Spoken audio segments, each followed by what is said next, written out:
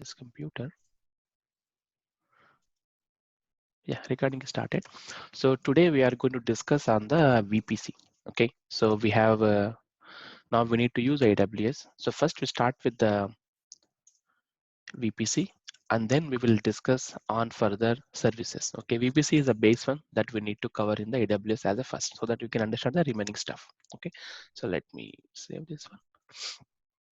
Okay, so what is VPC? So can anyone tell me, have you guys heard this? What is VPC and why do we use this and all? It's a virtual private cloud. Virtual private cloud. So So what is that? What is that's that where we significant? design the infrastructure and everything. We design the infrastructure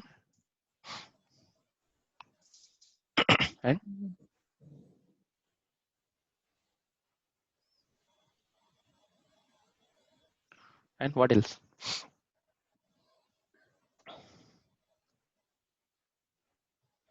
So this is what the our VPC is. Okay, so let's assume so we all have a company. Okay, so if you want to start a company, you can start a company, right? So you need to have a website. So how do you create a website? Of course, so you write some code. That is fine. So first you write your code in a laptop, you execute it, your website comes up perfectly fine. But now, since it is running in your laptop, so how you can expose that everybody can access it, right? So again, you need to purchase a domain from the GoDaddy or some Amazon somewhere, and then you will get your domain. The domain name is going to be devops.com, let's assume. Okay, and then you need to make your service always running, right? So let's suppose you are creating a normal machine, okay, and you have connected this to internet, and this has a devops.com running, which is perfectly fine. Now what happens? So people have started accessing your server. So since many people are accessing, so this laptop has to be run 24/7, right? So the laptop cannot support 24/7 because the laptop gets heat, it cannot survive. So that's why you are going to take a big desktop. Okay, this is your desktop. So you are going to use this as your server. So you are going to configure your application here. Now it is up and running 24/7. Yes, this is a big machine. Everybody can access. Now what happens? So since it's a machine, anything can happen, right?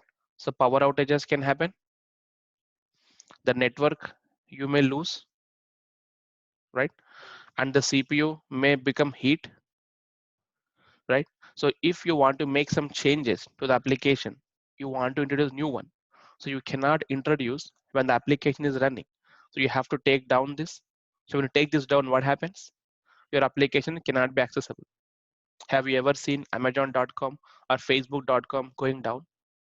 Maybe when there is a technical glitch, but in general, Google.com has ever gone down? No. Why? Because they maintain multiple copies of that.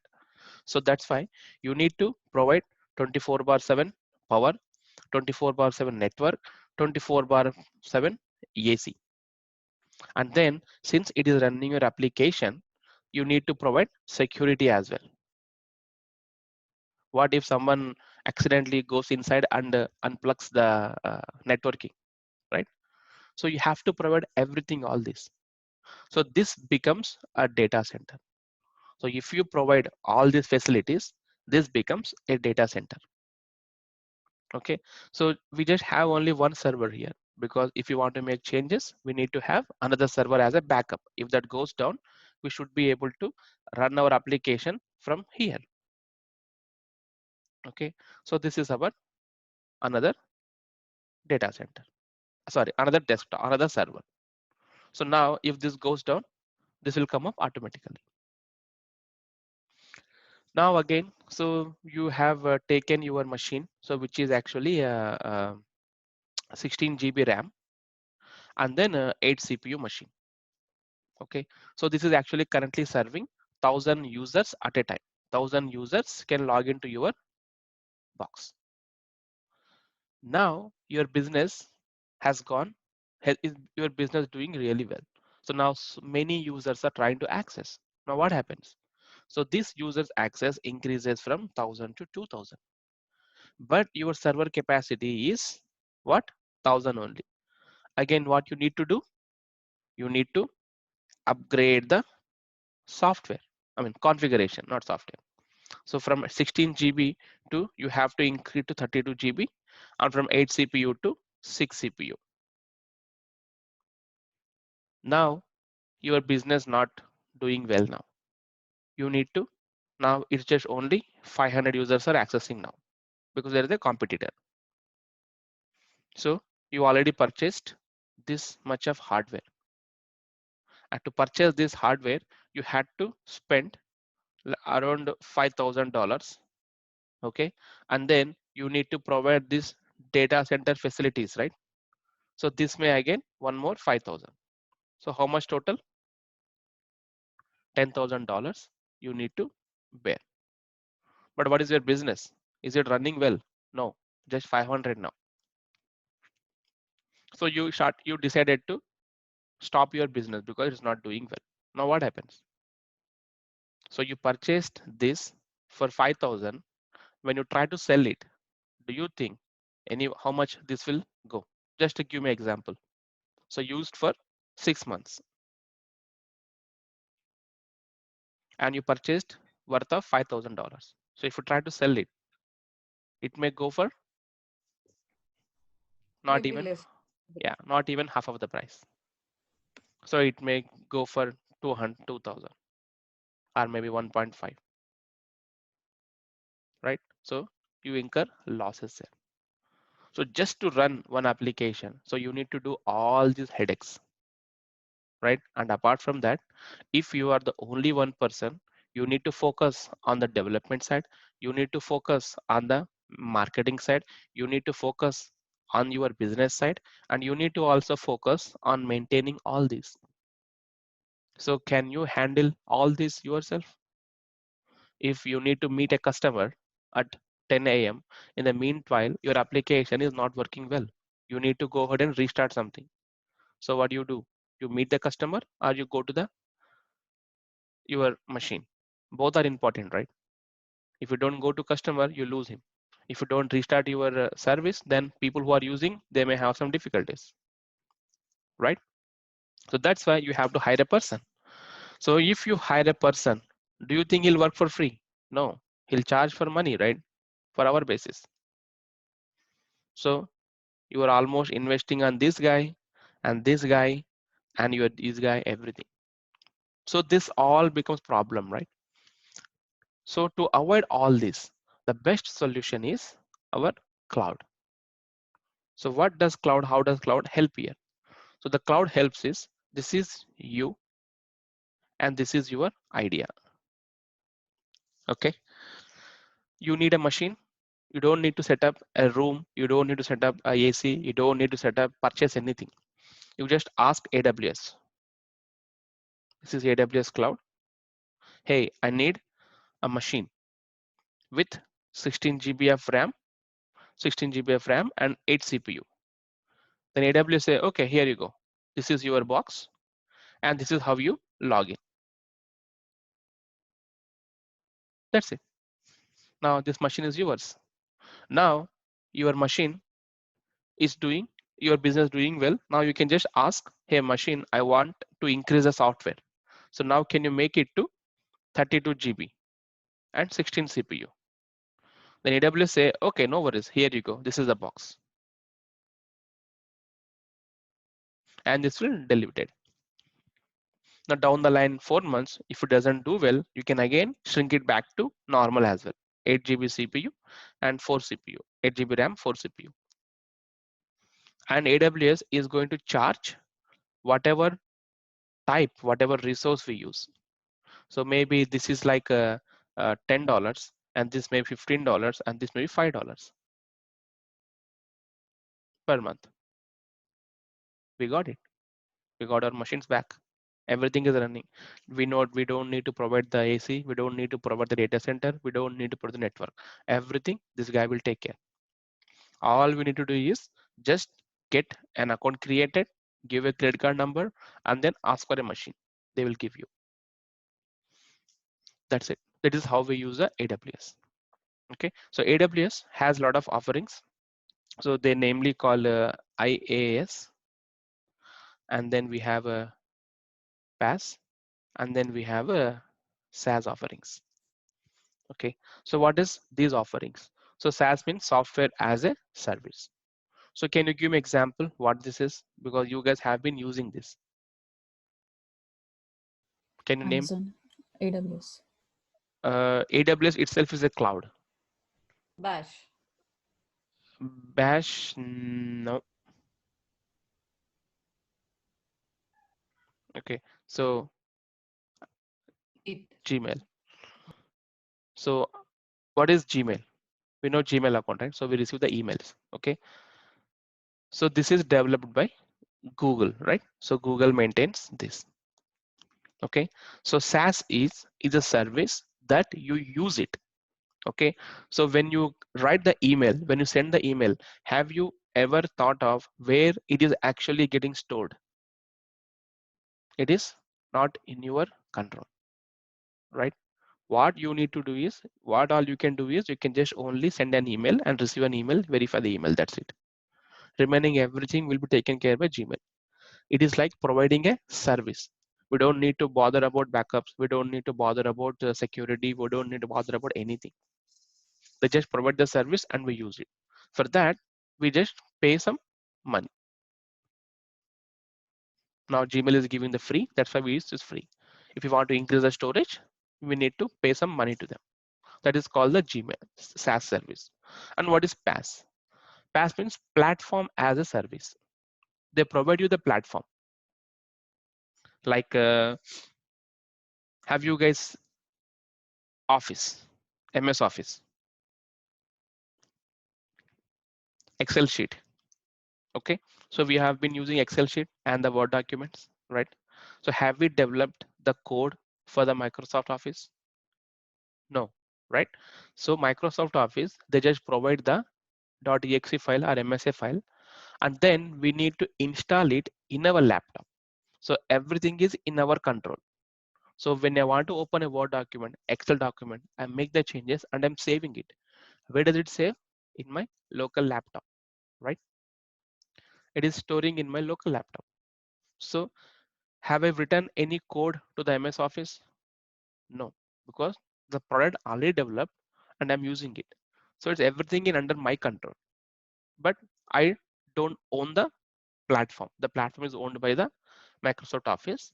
I purchase a license. Now I have authority to use that and save it, the files and anything. That's about the platform as a service. Now infrastructure as a service means he doesn't do anything. He just provide you a complete VM.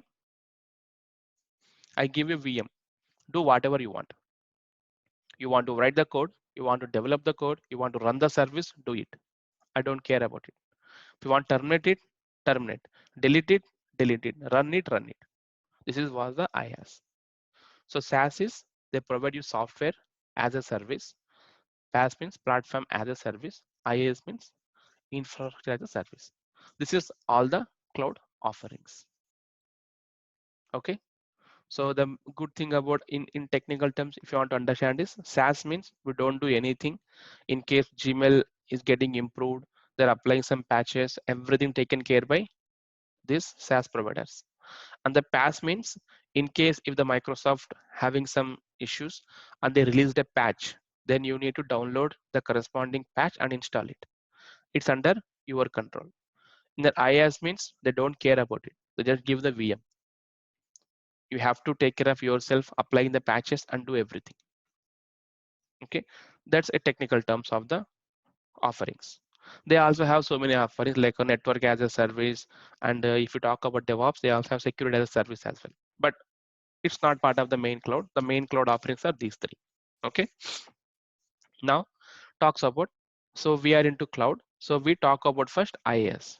Okay, in which we have a VPC and EC2. Let's discuss about VPC now. So we just go back to an example where we're building our own website. okay, where we are selling our products.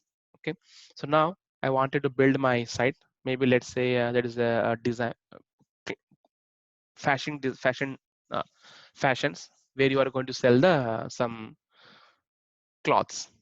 Okay, it can be sarees, it can be t-shirts, it can be jeans, anything. Okay, so you have named as a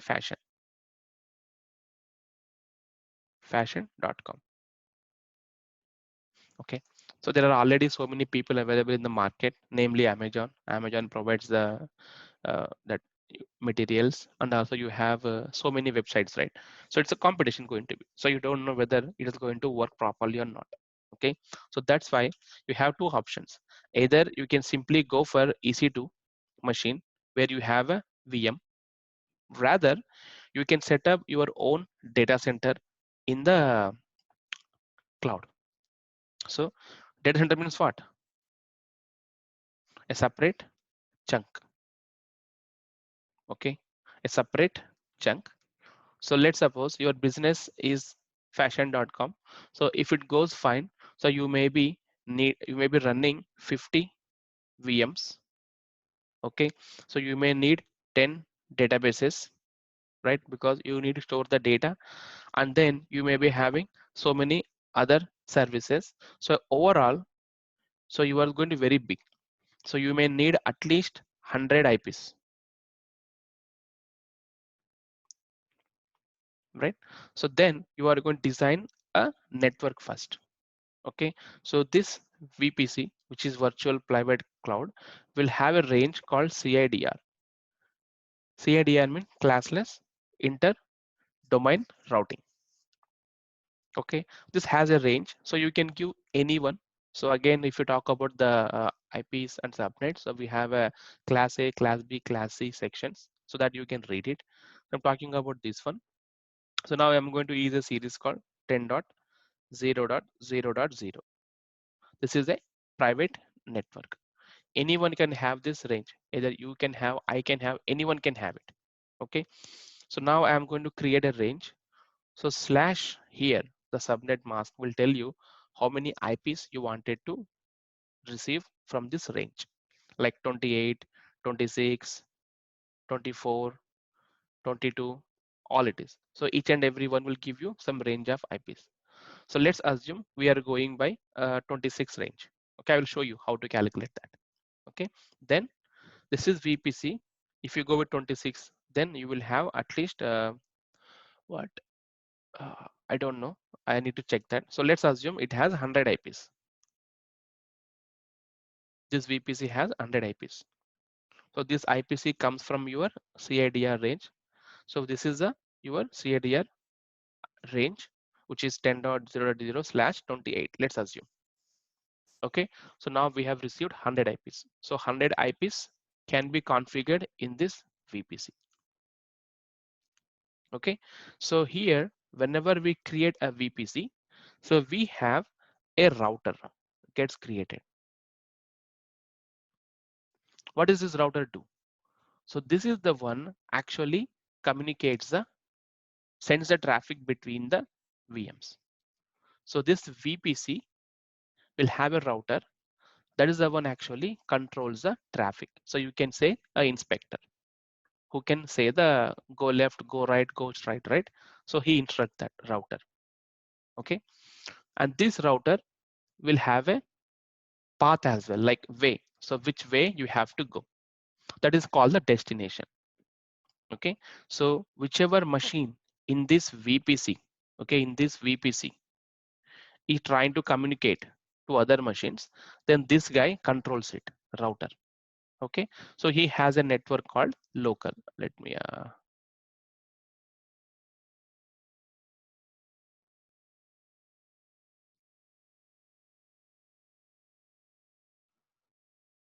so this guy has a control called router, so that is called the local network, first one. Okay, so now this VPC again further divided into groups. So what are those groups again? So those are called the subnets. So why we actually differentiate between the two groups? Because the CIDR will just give you a range. This is your range. So you can create these many IPs. And again, we need to have a subnets in that. So let's suppose I am going to create one subnet. Okay, so my entire CIDR is having 100 IPs, and I can assign how many IPs can go into the subnet. So I wanted to share equally. So I'm going to give 50 IPs to this. Okay, and this is called your subnet 1. So I'm giving my subnet 1 with 50 IPs, which is perfectly fine. Okay, now here I am going to spin up the VMs. Okay, so this CIDR range is this one, and this is 50 IPs, right? So I am going to give the range like this. So 10.0.0.0 to 50 IPs, right? 10.0.0.50. So it is going to get 50 IPs. So whenever I spin up a VM, this will pick one of the IP from this range. So if I create a new VM, so this can be 10.0.0.5 because the fifth machine. Okay, that's what the subnet works. So remember, we are everything doing a VPC, which is a private network. When you say private, you cannot access this. So it's a local to data center. If you want to access this, you have to go inside the data center and then log into the proper VM. But this our data center is everything in where? This everything is in AWS. Can we go into the cloud? No, right? Then how I can access my VM? Because everything is private. We cannot access anywhere. So that's why we have a internet gateways. So I'm clearing this again so that I'll have a new picture. So this is my VPC and this is my router, and I have my subnet, and this is my VM. Okay, this everything is in AWS, right? So this is my VPC and this is my subnet and this is my R router.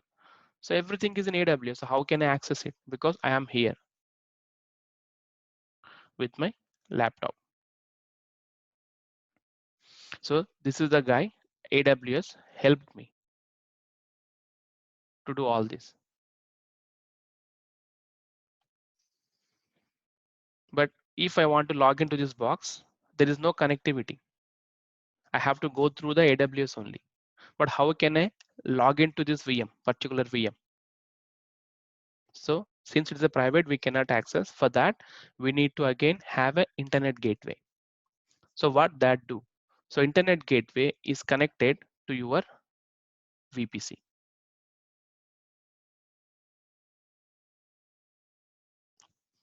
Internet gateway is connected to your VPC. And then we need to add a routing here, because whenever we add a new networking link, we need to inform route saying that in case somebody asking for IP, then use this traffic. So let's suppose, so router will have a rules. The first rule is going to be local. Local means, so we have CADR range, right? Okay, so my VM is, let's suppose my VM is 10.0.0.1. I want to talk to 10.0.0.5. So this actually falls under the CADR range. The router knows that, okay, I need to use the local connectivity to route the traffic. Now this VM, same VM, now trying to access google.com. So google.com is, let's assume 161 something xxx, which is a internet range. So this is starting with what? 10 dot, right? And this is 161 dot. Both are different. So local can only route the traffic if the target IP is in this range, which is 10.0.0.0 range. But now we are trying to access 161, which is out of this range. So router says, I don't know how to route this traffic. So it stuck there. It stuck forever there. It says, I don't know, you're asking for some 161 range, which I don't have entries, how to go. So now we have internet gateway here, right? Then we need to add a routing rule like this. Now router knows, okay, there is another rule called internet gateway. So internet gateway means anything 0.0.0.0.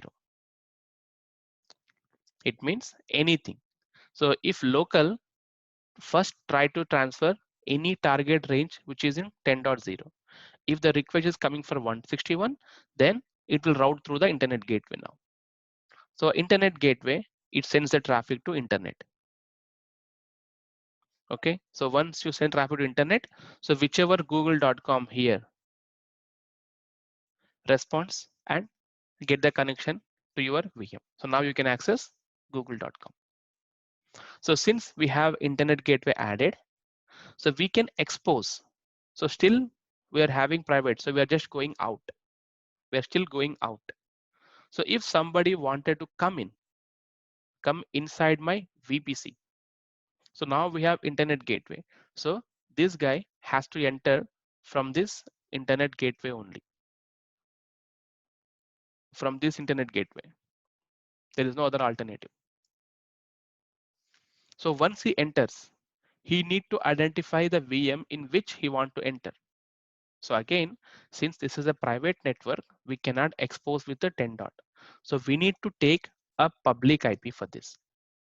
Public IP means which is internet accessible, internet routable IP. Okay, so here my EIP, elastic IP. So this will be having something 161.1.51.2, which is a internet range. So internet gateway. Now, whenever you try to access this IP is assigned to this VM, right? So now, whenever someone accesses this IP, it automatically routes the traffic to the corresponding VM which we are trying to access. This is all about your VPC, how it works and all. We see it in action, then you will probably understand more over there. Okay, I'll clear one more time. I'll put it. So we have VPC and then a subnet and we have a router. Okay, so this is you and I created a machine, two machines, machine 1, machine 2. Okay, so machine 1's IP is 10.0.0.1 and this is 0.2. So machine A wanted to talk to B, then the router knows it has a local network, so which can range the route in this range. So local is transferred. So if this guy wanted to talk to Google, which is 162 dot something something, then it cannot because there is no routing rule concept. So if you want to talk to the internet, then we need to attach a internet gateway to this. It is like another way to go to outside, because the assume the VPC is like a cell, jail. Okay, and we have floors, first floor, second floor, third floor. Okay, and then VPCs are the like prisoners. Okay, now one prisoner can talk to another prisoner, first floor or second floor, because you have accessible.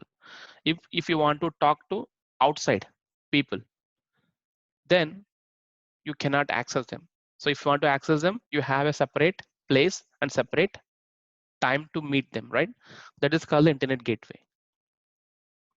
Okay, so these people can ask to get something from outside through the same here only. So this is a police. This guy has to route, right? Okay, now you can ask these people because you're allowed, you're a good guy. So if also someone wanted to visit, they have to come this way only. So assume like this. Okay, so Now we set up this. Now let's see it in action, how it is going to work. So I'll set it up. So let me log into the AWS. So we have, so I deleted my VPC, so I cannot see it now, which is good.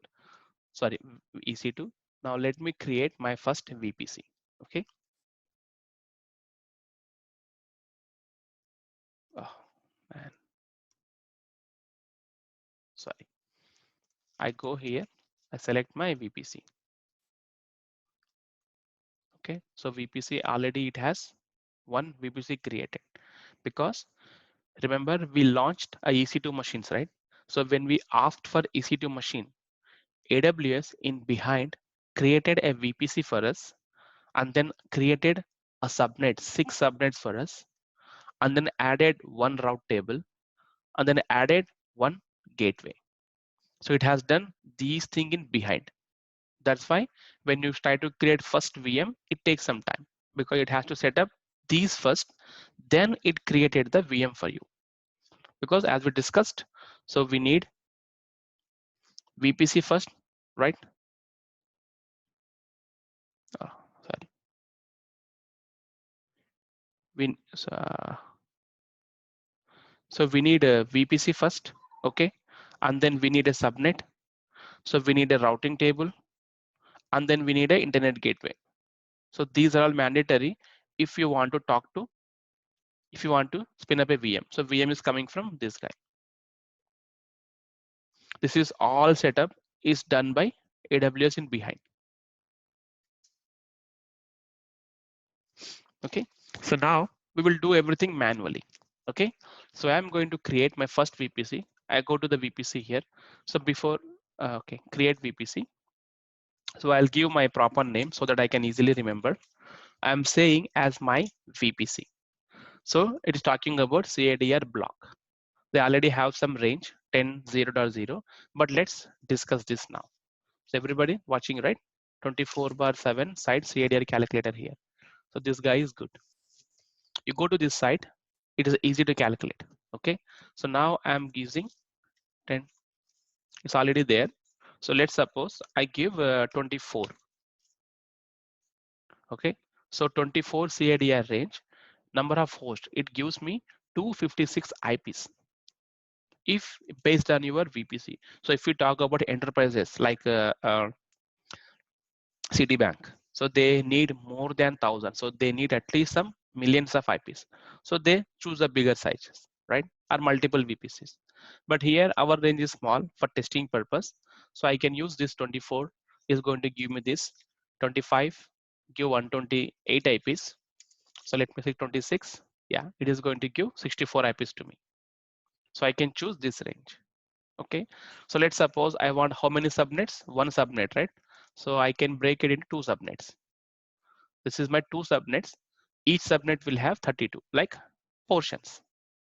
Now my first subnet range is going to be start and end 30, and the second subnet starts from 32 till 63. So in AWS or any networking, so whenever we create a subnet, few IPs are reserved, namely the first IP and the last IP, because they are used to identify your subnet and then broadcast it. And also there are some more IPs are being used for other private network purposes. Okay, so whenever we create a subnet, so let's assume 5 to 6 IPs, 4 to 5 IPs are not usable. So if I use 32 in one subnet, then let's assume 5 IPs has gone. So you get only 27 IPs. 27 machines can be spinned here, not more than that. So don't assume that I have 32, so I can spin 32 VMs here. No, you have to be smart enough when calculating the subnet. Okay, so I have 26 range and 26, and I can by slash 27 I can divide into two subnets, or I can do 4 as well. Let me do 4. For 4 you need to use 28. So 4 means the first subnet, second subnet, third subnet, fourth subnet. Yeah, let's just do only, don't get confused. Okay, this is a range. I just copy this. Okay, and I'm pasting here. I got my range. You see, no IPv6 ADR block. We don't want to use IPv6 now because IPv4 also works fine. Okay. Then tenancy, you can simply choose default. Okay, don't dedicate it. Dedicated means you have to pay money more. Choose default, and then you can add a tag, automatically add it, create VPC. So we just created our VPC, my VPC, and this is the VPC range. See, this is the CADR he has following, but this is what we have created, 10.00./26. So my VPC created the first thing. So let me Lokesh, put the this. first one is automatically created. The Yeah, the first first one automatically one. created by the AWS. Okay. Okay, so we just have the VPC created here. Okay, so whenever you create a VPC, so a route table gets created automatically. So let's check the route table as well. So let me go to the route tables here. See, the two route tables are created now. So this is my VPC, right? So this is my VPC route table. So I'm just naming this as my route table. So naming convention is also very important here. Okay, so route table, when you're naming it, use RT. For VPC, use VPC. Okay, now this is my RT. The routing table got created. So now let's check the routes. So this is the routes. So you see destination. If anyone, if any machine is trying to access in that VPC, will be used this because this guy know where they are located. Okay, so if I create multiple subnets here, if machine from this trying to access machine from here, so subnet 1 to 2, then the route knows where they are. So you ask the routing, then route will route the traffic to your second machine. Okay, that's the router is. Now we got the routing created. Now let's create our subnets. So I go to the subnets. You see subnets. These are already created by the AWS because you see the CADR range is 172, not the 10. Our series is 10, right? So now I create the subnet. So I give the name. So this is my going to be my subnet 1. Okay, so let me also give a proper naming convention. I give public. I'll tell you why it is public and why it is private. Now I have my public VPC. So you have two VPCs now. So this is my VPC. I select this one. Availability zone. So what is availability zone again? We didn't discuss this. So availability zone means, so AWS has regions like namely US, Europe, India, Japan, Singapore, China. These are all regions. In the regions again, so they have availability zones. Availability zones means, let's suppose we have Virginia. So Virginia is our one region, right? So this is the Virginia location. So here they may be having 4 data centers. So one data center here, one is here, one is here, and one is here. Another one is here. The reason behind is, if because of the some issue, this data center goes down. So you still have data center working this one or this one. So they have to name it as a 1, 2, 3, 4, 5. They're named like a 1, 2, 3, 4, 5 availability zones. The reason why they call availability means, so they are in the same region and the data replication between these regions are very fast. They're all connected through the fiber optical channels. So there are milliseconds of latency, that's it, not more than that. So if you write something here and you're trying to copy here in another availability zone, it is easy. Okay, so now region means, so we have one region which is US, another region is Europe. So copying data from to here, it takes a lot of time because they are completely different. So they have to go through the routers. So it takes a lot of time. That is the reason why they have availability zones on the region. So why they have different region means the companies in the US can follow the US region because it is very nearby to them, and the companies in Europe can follow the Europe region because it is near to them. Okay. So now we have availability zone here. So they have these many availability zones like 1A, 1B, 1C, 1D, 1A, 1F, which is fine. And their name as a US East one. They have given the region name as a US East one. So I choose this 1A. So I need to give a proper naming convention, which is 1A here as well, because you will easily understand why I have given 1A. 1A means, okay, this is availability zone 1A. Okay, now what is your subnet block that we need to provide here? This is entire CADR. Now I need to go for my first subnet. So I'm going to create two subnets in it. Okay, the first subnet is /27. So I need to use this one. Subnet address is this. Okay, /27. So this gives me IPs. Okay, so remember your subnet should be in the range of CADR. Okay, so this CADR range is going to give you only 64 IPs. Okay, so which is 27 slash. So if you try to use some more number here, less number here, this will not work because this goes out of the range. Your subnet should be in the range of CADR. So you can use this help to calculate the subnet. You don't calculate it because this will be taken care of a networking team. We don't even touch this. It's just like a knowledge for us. So I created this now.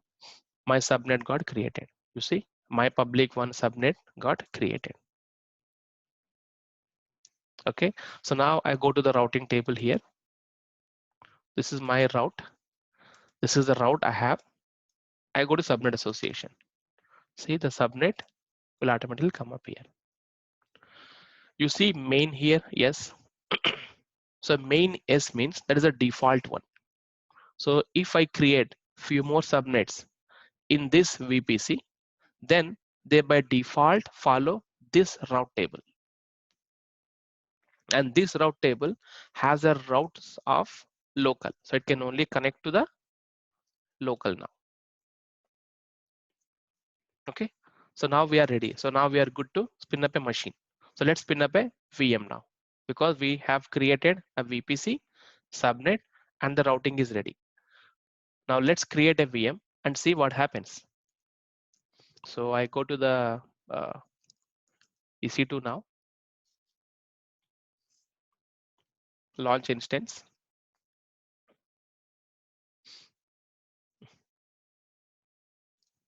What? Yeah, launch instance. So I choose this one, Red Hat one. Same T2 micro.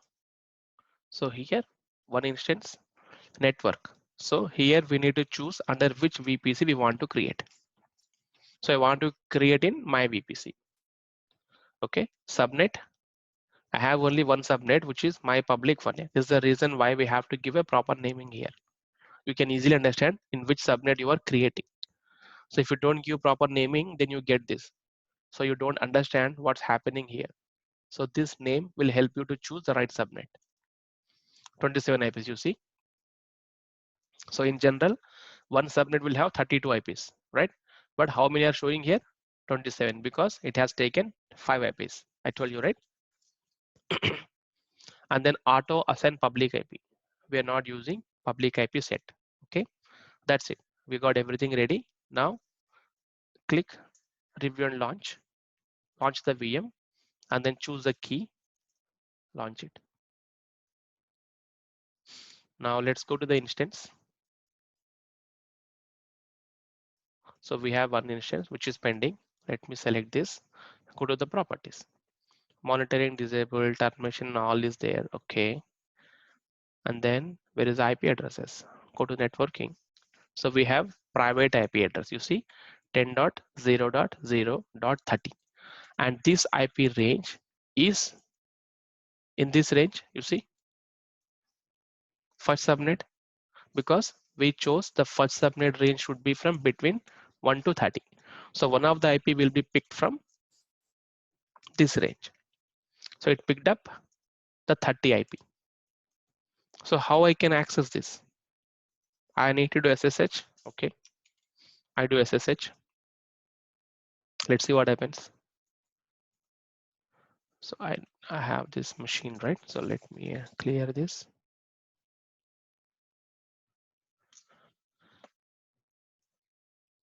I have the machine here, right? So I go to the desktop.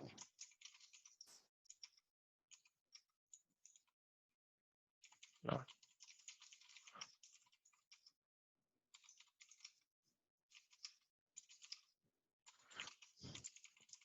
So I have my key here.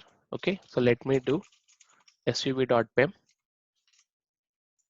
ssh minus I ec2 user at the IP address.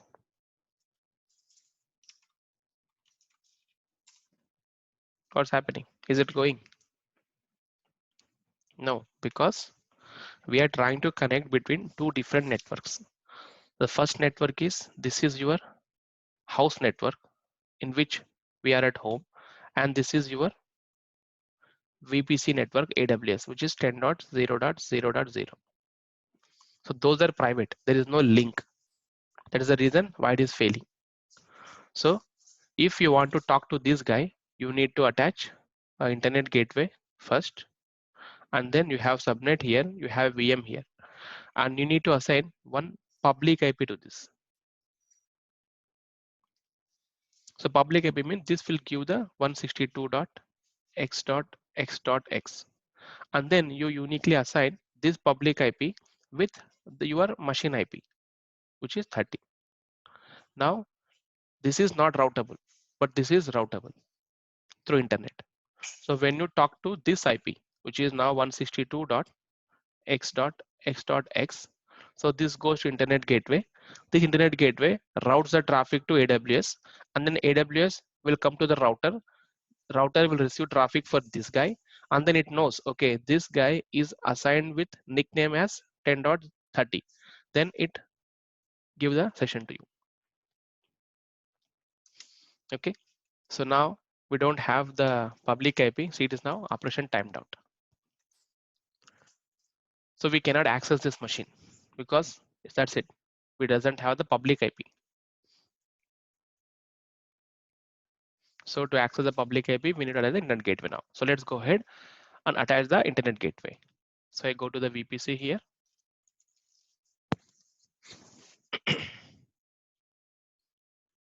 I go to internet gateways. Okay, so now create internet gateway. I would say my internet gateway. Okay, so you can assign the name as it is created. So I go to internet gateways here. You see, this is attached to the default VPC that got created, and this internet gateway created by us just now is detached. It is not connected yet. So now we need to associate this internet gateway to our VPC. So I open this. You go to the action, attach to VPC. So which VPC you want to attach? This VPC only, because you can assign only one internet gateway to one VPC. That's why the another one is not showing attached here. Now we have attached internet gateway to our VPC. Sorry, internet gateways. See, it is attached to this one. So now what we have done is, so we have VPC, subnet, router. Now we created a internet gateway, attached it. Now still we cannot access it because we need to expose our VM with a public IP. Then only we connect it. So let's see, how do we do that? So now we have added this. So we have multiple ways to do that. I will tell you the easy way of doing it. Okay, I'll go back to this service again, EC2.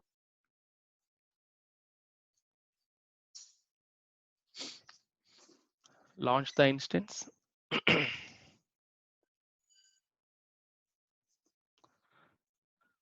same. I'm not doing any changes. I just select everything. So here, this is my VPC. Subnet same public. So you see auto assign public IP, which is disabled now, right? So I'm enabling this. So now we get one public IP, right? Public IP is added and then review and launch.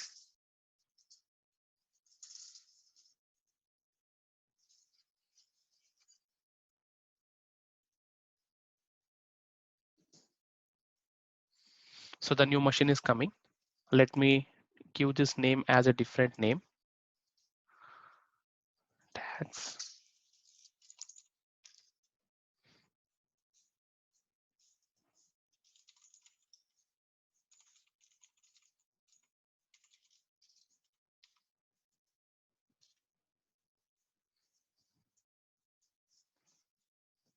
See, this is the EC2. Why it is?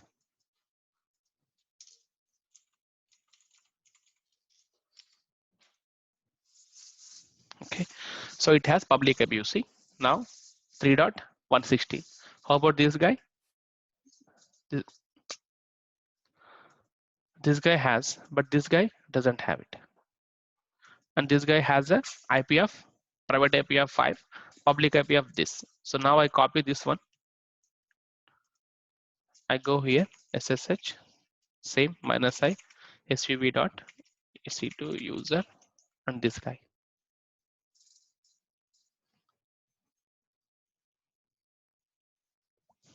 Machine is coming up.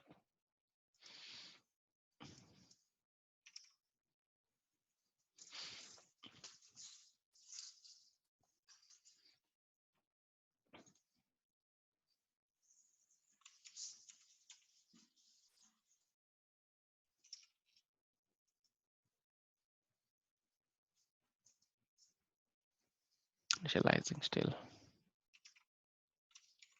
Come on.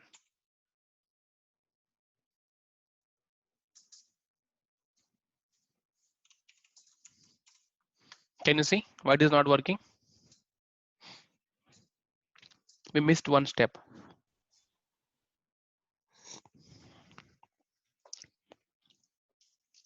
That's why it's not working. So I'll explain you again now. So what we have done, we have used VPC, right? Which is perfect. And then we used our subnet, which is good. And then we added our router, which is good. And then we created our VM, which is good. Okay. And this has a IP address of this has the IP address of 10.0.0.5, and it also has a public IP address of 3.83.160. 3.83.156.160, and we also added internet gateway to this. So now I am here with my laptop. So everything is perfect, right? As we discussed. So I have a VM. So VM has a private IP, and I have assigned a public IP, and I have added the internet gateway as well, and I have a router too. But how it is, why it is not working? Because, so from laptop, I'm trying to connect this IP, which is go to the internet. Perfect. It has gone to the internet. Okay. But it has identified, okay, this internet is responding. Perfect. The request has come here. So once the request is reached to internet gateway, then someone again has to identify that this IP is assigned to this private IP. So who will route that traffic? This guy will route the traffic. So we haven't added the rule over there because we just have a rule only to allow the local. So local means if somebody trying to access this.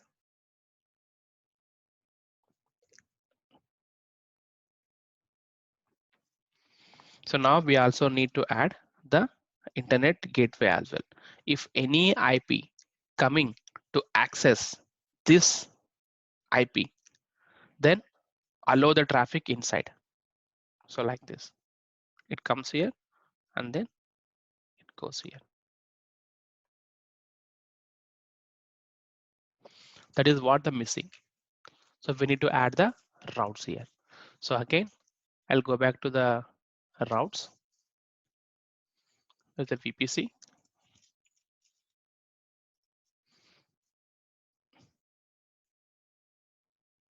Sorry, route tables. Okay, this is my route. Subnet association is there. So routes, I just have only one route. So now I'm editing the route, add route. So our destination is 0.0.0.0/0, which is internet. So what is the target? I need to use internet gateway, and this is the one. And save route. Now route is saved. If I go to the route table, see I have it. So route means if anybody trying to access one of these IP ranges, use this one. If anyone trying to access anything in the VPC, use this route. Now, if I try it, it will work. See, I got the response back now because I added that rule. So now my router is allowing access. Sorry. See, I got into the box, which is 10.0.0.5. That's what the whole VPC concept is. In company, you may not do all this, but you should know this. So again, I'll explain you one more time. So we have this complete VPC, okay, and this is the subnet, and this is the router, and this is what we create the VMs, okay, and this is you. So if you want to access the VC2 machine, so by default it gets the private IPs, which is this. So if you want to access outside, then we need to use the public IP. So public IP, something like this. It can be any. Again, just because it has public IP, you cannot reach it because you need to allow a internet gateway so that it can go outside and any request can come in. Internet gateway. So just because we have added internet gateway, it doesn't work. We need to inform routing as well. If any request comes from this route, this router, then route the traffic to this subnet. So once it reaches the subnet can handle which VM to it sends the traffic. Let's suppose you have multiple VMs here. Each and every IP is different, right? Each and every VM has different IP. So you cannot have same IP assigned to multiple machines.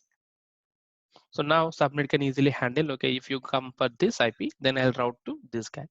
If you come with different IP, then I will route to this guy. This is overall setup is. Okay, this is perfect now. Any doubts here, guys?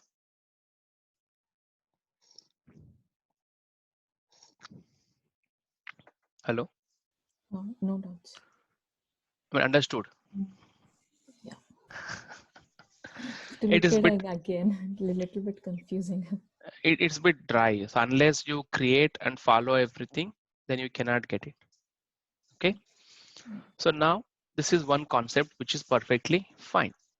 But in typically scenario, in company, We don't generally just follow this because internet gateway. So once you expose internet gateway to data centers, actually cause a lot of problem, because in data center, no one should be able to connect from anywhere. So that's why when you join the company, so you have to first connect to office network, and then you can access it. So what is the office network here is, okay? So I'll clear this. So now we are trying to connect. This is my network, which is my laptop, and this is your VPC. Okay, so since both are different network, so that's why they cannot communicate. They have to use the internet gateway. So when we try to access without internet gateway, doesn't work. That is a good practice. So in a typical company scenario, so they have the office network. It is another VPC. Okay, so you do the VPN. So with a private secure tunnel. So your laptop, so when you connect through the VPN, then you get one of the IP from this range. So let's suppose this is a 10 dot series and this is 172 dot series. Okay, so you get one of the IPs called 172 dot something something. Okay, and this has something something. So here they have a routing rules here. Now two different VPCs, right? So they do the pairing. These two pairing means, so machines from this VM can talk each other. They have a network setup by using private IPs, because to get each and every public IP is not easy. It's expensive. Public IPs are expensive because it has to be routed through the internet, right? It has to be unique. It's an expensive. So in a company, they do follow this. So in once we connect through the VPN, our laptop, then we get one private IP network assigned. So now whenever you're trying to access this guy, which is ending with 5 IP, then you use SSH 10.0.0.5. So this is private network. Then you have VPC pairing, right? So your router knows. So your router knows, okay, if this is the target, then I need to route the traffic to this router. And then once the request is received, this router will know where to send the traffic to. So that's why it can able to make a successful connectivity when you connect to the VPN. So when you're not connected to the VPN, then you don't get this IP. If you don't get this IP, then you may be getting some 162 dot IP. Then 162 dot is a public range, it's a private range, so you cannot connect. This is a typical company scenario. How to set up in a company. So if you have worked in a company before, so then you come to know the setup. Okay. So now this is a typical company scenario. Now let's talk about if I am a network engineer. Okay, then how I safely plan my VPC. Okay, so let me make this screen big. You can still see my screen, right?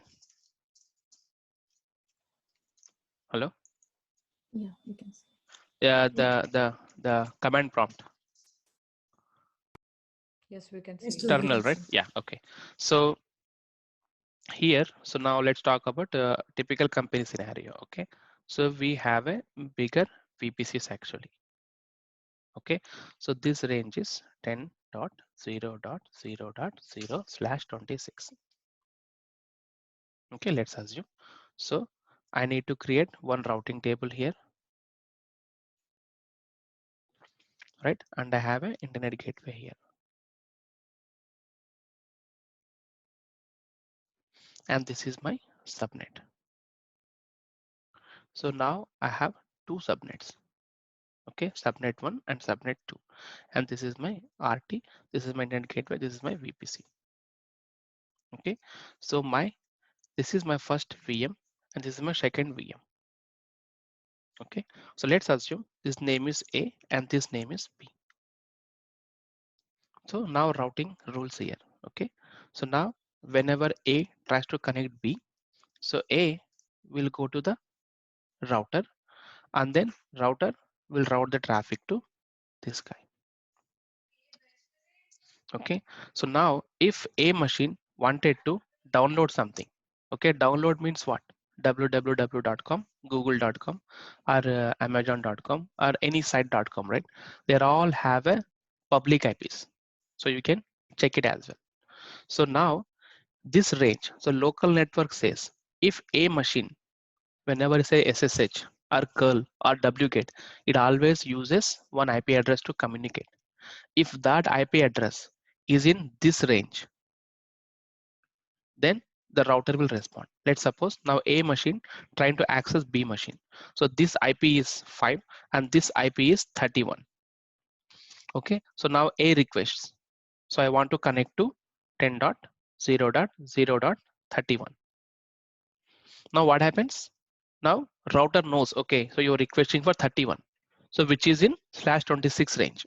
So I use the local network to route the traffic, which is good. Now a machine wanted to download something from the google.com. So now a request for google.com. Now Google IP is, let's assume 162.1.3.4. Now request goes to router because router is the one route the traffic. When the request goes to router, router has a rule which has a local rule. Only this rule it has. So this has means it can only route that traffic to this range. But 162 is not falling in the 10 dot series range, right? So router doesn't know. It fails there. But now we know that this internet gateway. So we have an internet gateway attached. So again, we need to add a rule here saying this. So you can also add a rule to internet gateway. Okay, so now if a request for 162, it first checks the first rule. Is it following this rule? Is the range the same? This is 162, but we are trying, but we have 10, but we are trying 162. That is not range. So the first route rule fails. Now again, second route rule, internet gateway. So we add oh shit. I accidentally clicked the clear button.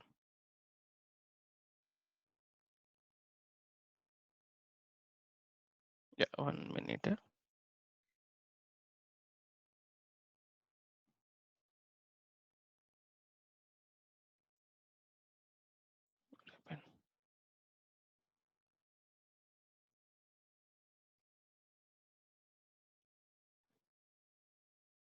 Yeah, I think I exited from this meeting. Let me, yeah. So I accidentally closed this guy. I can have write one more time. Sorry.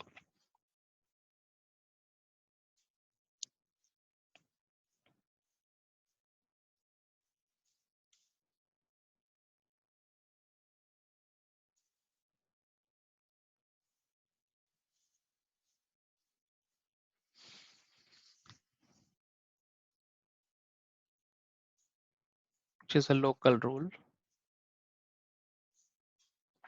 And this is the A machine now trying to connect google.com.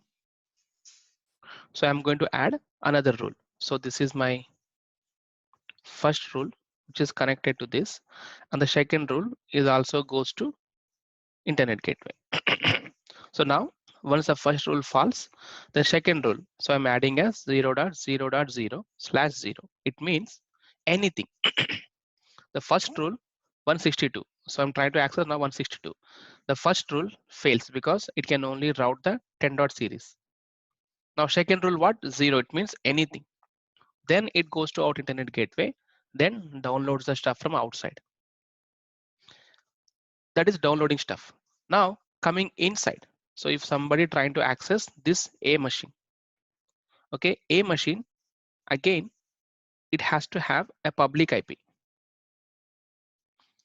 Okay, and then what's happening?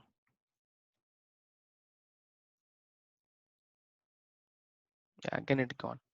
So this public IP, I mean this guy has to use public IP of your VM. that again has 162.1.3.5. You use that public IP, your internet gateway response, and then it sends the traffic to your router, and then router traffic back to your IP. This is how the communication works within a VPC and internet gateway. Now clear, right? Still doubts? Lokesh, can you please repeat the first one takes, right? Can you please repeat the second one, internet gateway to how it will take back to 162? Yeah, so this VPC, right? This is a VPC and this is your subnet and this is your VM, okay? And this is your internet gateway, okay? So this internet gateway, when you add it, so it can go to the router and router can route the traffic. It goes outside, it downloads the data from whatever we are side requesting, okay?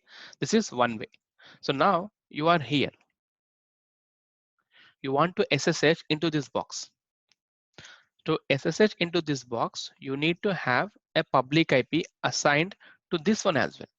Because even google.com, if you talk about google.com, so let me show you here.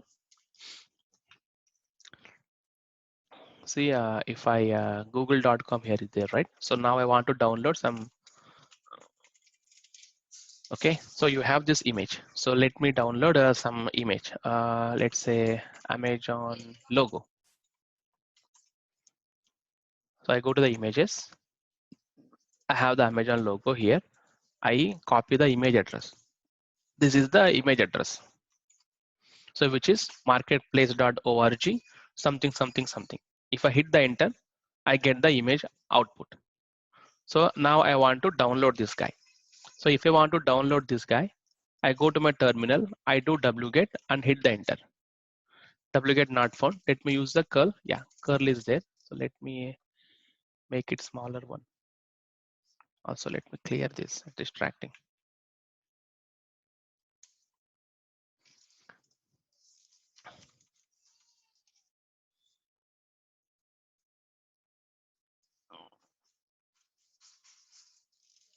Yeah, so now curl this website -o amazon.jpg. See, I downloaded now, right? So why it is downloaded? Because I have internet gateway. So what is the IP address of this guy? Let's check it. So I'm going to check the IP address of this guy. I do ping. See, so this guy has an IP address of 192. So how this 192 is there? So in the marketplace.org, they might have set up the settings like this. So they have VPC, they have subnet, they have VM. Okay, and this range could be 10 dot series. So this private IP is 10.0.0.30 in their scenario. Okay, since it's a private, we cannot access it. So he might have exposed this VM with a public IP, which is called 192.0.66.2. And we are here. So we are also have our own VPC, own subnet, own VM. And we also added internet gateway to this. So when you are requesting for marketplace, it goes to internet gateway, and this internet gateway can reach to this IP address because it's also internet. So once this IP address is reached, they also have internet gateway here and also router. So when request come to this 192, the router will route the traffic to this IP address, which is 30, 30. So this has some location. So it has all these location like content, uploads, date, blah, blah, blah, blah, blah. So at this location, they have an image. So then you get this image, and then again, the same travels back to your internet gateway and then to your VM. This is how the process works technically.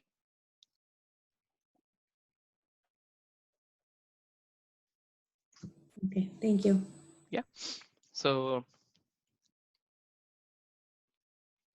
now we have got this. So this is how the internet gateways and the works. Okay.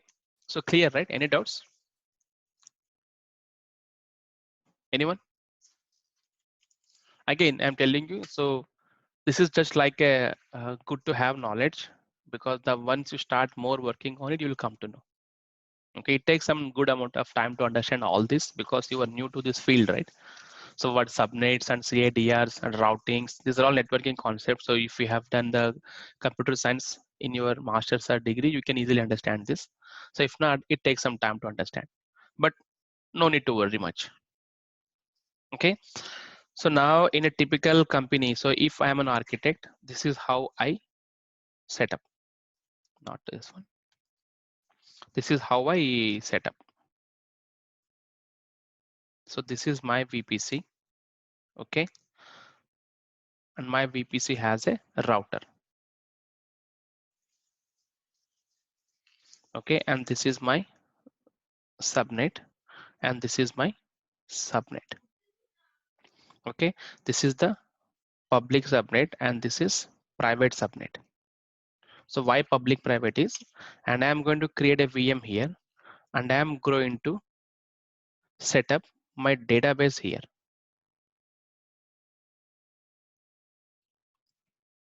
Why? Because database is critical, right? So all your data information, like your access facebook.com, amazon.com, whatever you see in your browser, they are just like a UI. Actual contents are stored inside the database. So database have to be protected. So if this VM goes down, no worries. You can also spin up another VM. So this VM technically access the data stored in this. So you can see no change, even though the VM changes, because the data actually one giving you the information.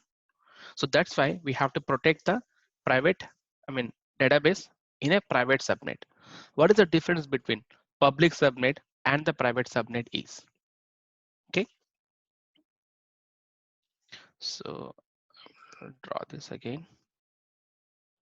So this is your VPC, and this is subnet, and this is another subnet.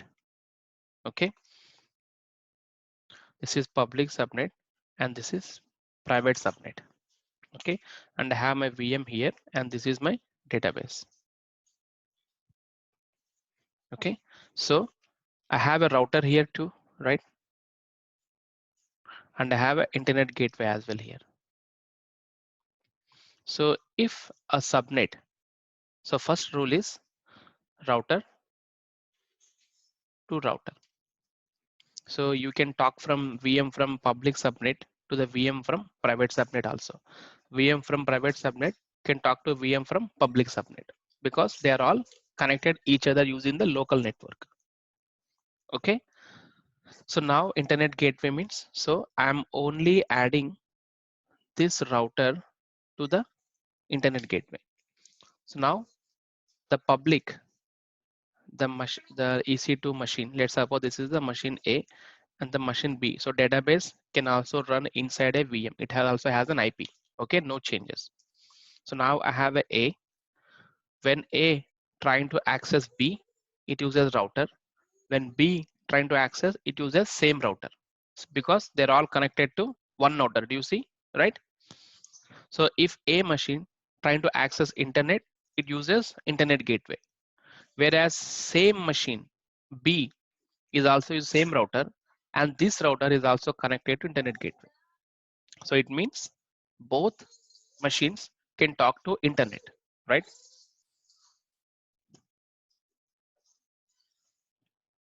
That is wrong, because database should not be connected to internet directly. So if I'm an architect, I don't approve this. So what is the best solution? So best solution is this. So you same take VPC, and then you have your public subnet, and then private subnet, and then internet gateway. You have a router here.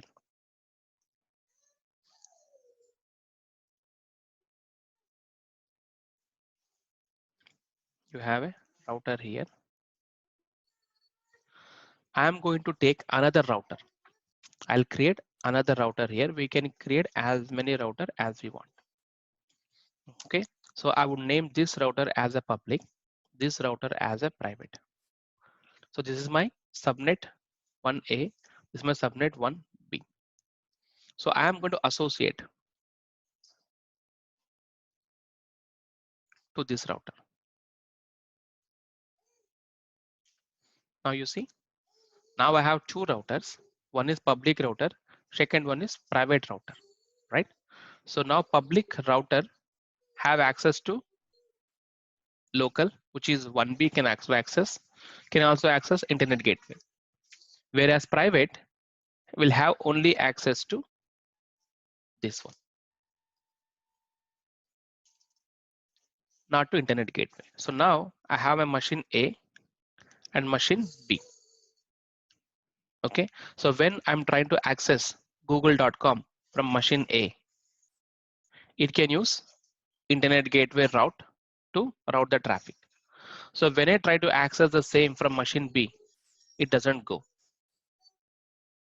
Why? Because it can only route to local. It has only one role, that is the local. It is not connected to internet gateway. Got it? So when someone try to access the internet, it doesn't work from B. You want to see this behavior? Let's check it. Any doubts on this, guys? So what I have done is I created a VPC, two subnets and two routers here. Okay, the one router is connected to public and also internet gateway. Second router is only connected to local, not to internet gateway. The machines from A can talk to internet. Machine from B cannot talk to internet. Clear? Lokesh, Mhm. so mission B goes to router, then it is the private one, right? Yes. So when you request traffic from B, then it uses private router. Yeah. Then it goes to A means automatically A goes to again it's public and No. route that and goes to the internet. Yeah. No. Actually, the one who requesting access is important. Okay. So Okay. B is initiating the request. So Okay. B wants to connect to A. So then it can use the A. From there, A, you can connect to internet, but B cannot initiate that. A has to initiate that connection. Okay. Like if you just ask for a ping, so ping connection goes and comes back. But if you log into SSH, so from here to here, so you are technically inside the A now. So if you download it, the AIP will be taken. AIP will be taken as a source and then it allows. Okay. Okay. Yeah. So we can see that in action. So let's create up a VPC. Already we have VPC now, right? So far, so what we have done is, so we have done this setup. So we have created a VPC, right? One subnet, one internet gateway, and one router. This is what we have done, right? So now what I'm going to do, I'm going to do this. So already I have this setup.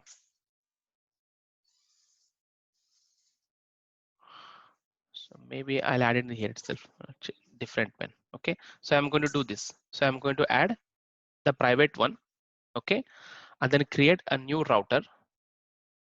Then add this subnet to this router. And then it can connect to this guy. So not to internet gateway. This is what I'm going to do now. The red one. Okay. Now let's see. So I open up here. So I go to the VPC. I already have a VPC now. Okay.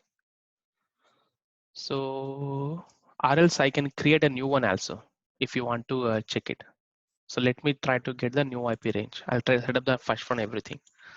I'll use 10.1 series. Yeah, this is a different IP. So number of subnets, 2 subnets, same. Okay. So I create a VPC now, new VPC I'm creating. Okay. So it is going to be, you can say SUV VPC.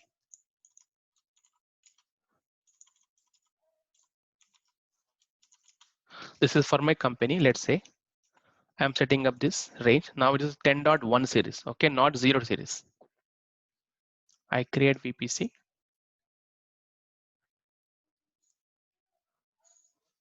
So my VPC got created, SUV VPC, okay, which is 10.1 series. This is different, this is different, okay. Now I need to create subnets. So I create subnet. So first I'm going to create this is SUV, right? SUV public 1A.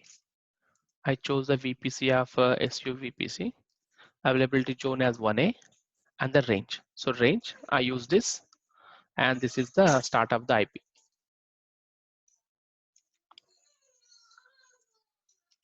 The subnet I'm choosing it here as 27, right? So I use 27. This is my VPC got created. Now let me also create another VPC now, which is a private VPC. Create subnet, SUV private. I chose different availability zone, okay, 1B. So SUV VPC. Now I need to provide the availability zone, which is 1B, right? So this is a 1B, okay? And then CIDR range is subnet 2. So subnet 2, I copy this one and /27. Okay, now two subnets are created. So let me try to show you how it doesn't work if it overlaps. See, it's throwing error because this IP, whichever you are doing, it is still falling in subnet 1 because the last IP ending is 31, right? It is within the subnet 1 only. So that's why with the same IP address to create second subnet, it is not allowing me. The second subnet starts with 32. That is called the IP overlapping. So we have to be careful over there. 32, 27, create. So now I created two subnets. So one public, one private. Okay. So this is what we have done. So let me explain here while we make the progress.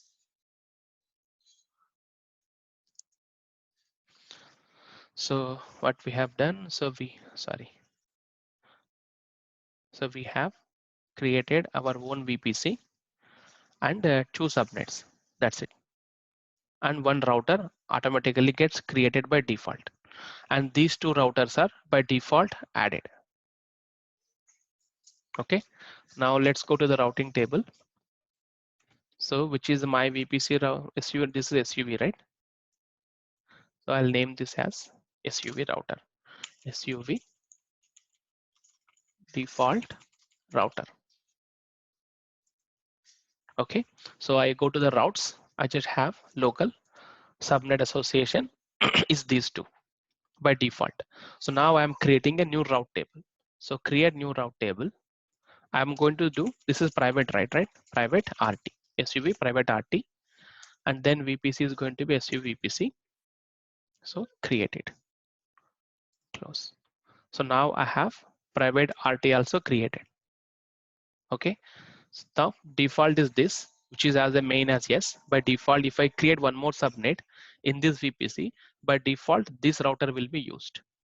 So this is my private VPC. So now I need to associate the subnet. So I go to the private route. It has same rule, local rule, subnet association. Okay, now I am going to assign it. Okay, so I go to edit subnet.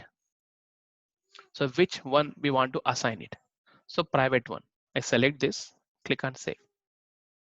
So now I have explicit subnet association. It means, so whichever IP is falling in this private range will use this router. This subnet, whichever IP from this range is trying to access will use this router, private router. See, we have only one now. If I go to the public, we can see only one here because one subnet can only associate to one router. Okay, so it's like a one-to-one mapping. Now, router can have multiple subnets, but one subnet can only attach to one router at a time. Okay, just be careful with that. So now private has this one. This is what I have done now. So I created another router here and made this one, and I removed the this one. That's it.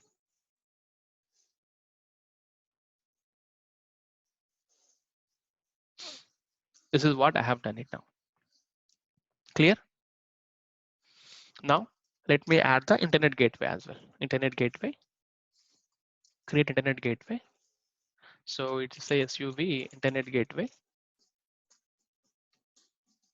So I added the internet gateway as well. Okay. So now I can attach it. So SUV internet gateway, detached it. I open it, action, attach to VPC. So which VPC? SUV VPC. Attach this.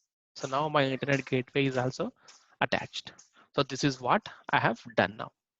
I just added internet gateway to this VPC. Okay, now we need to add the rules, right, to make it working. So I go to this route tables. Now which one is public? This one is public, right? I go here, go to the routes, edit routes, add routes. So which is this one, internet gateway, and this internet gateway, and save it. Now I have added a rule. So rule means, so it can also route traffic to internet gateway. So the private route is not it because we haven't added that. Let's check that. So private is not having another rule, only one rule. But whereas public has two rules. One is local, second one is internet gateway as well. Okay. So now let me try to spin up the VMs. So I go to the EC2 now.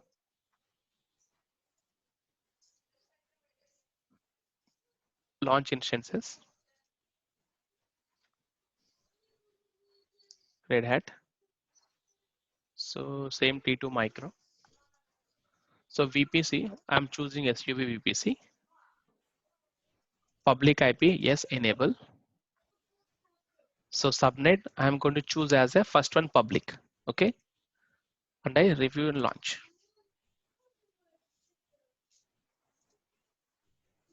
So what I have done is now is I just created one VP in this, sorry, one machine from this public one.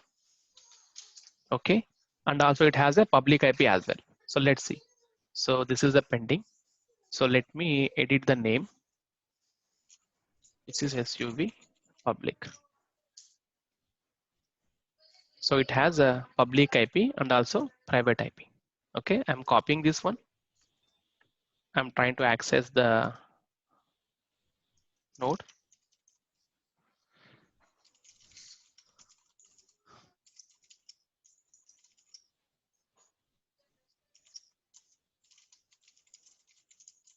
SSH minus I, sorry, dot pem EC2 user at this.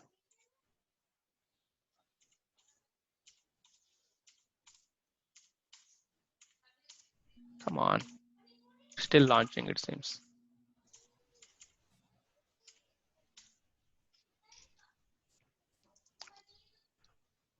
It is still launching, let's wait.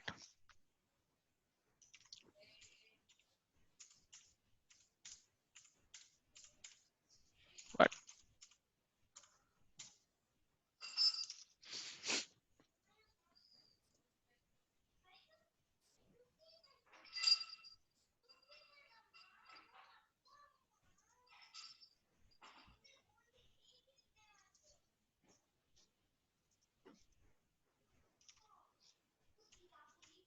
yeah, so it's launched.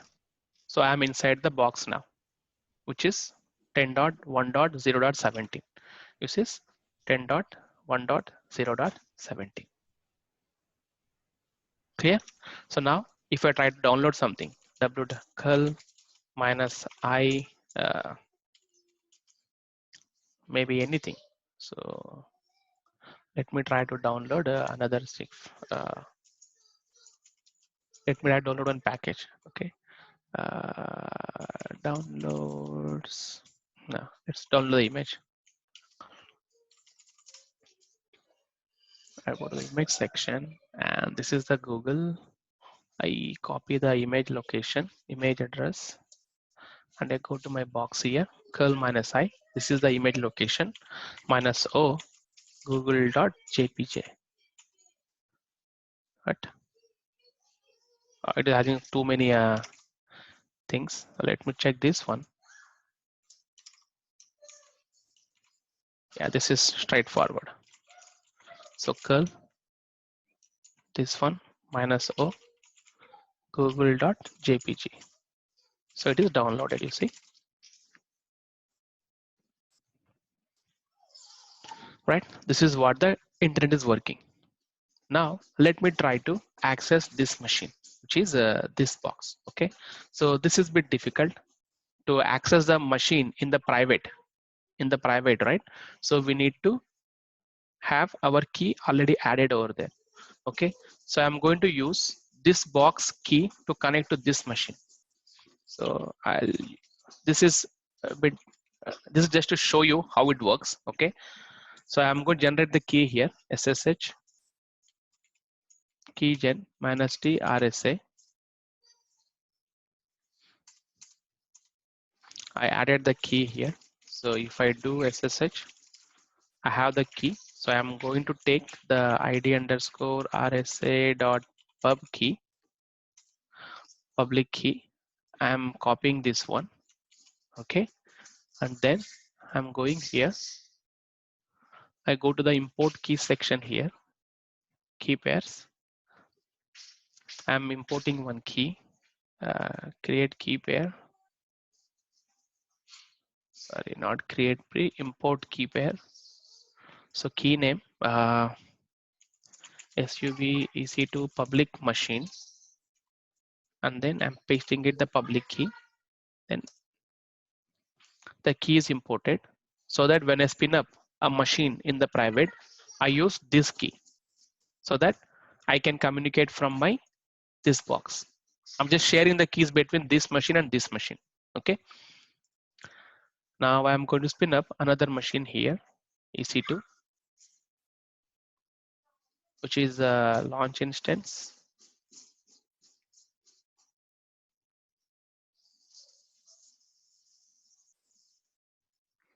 So same T2 micro. So I'm going to use the SUV VPC subnet. I choose now private this time.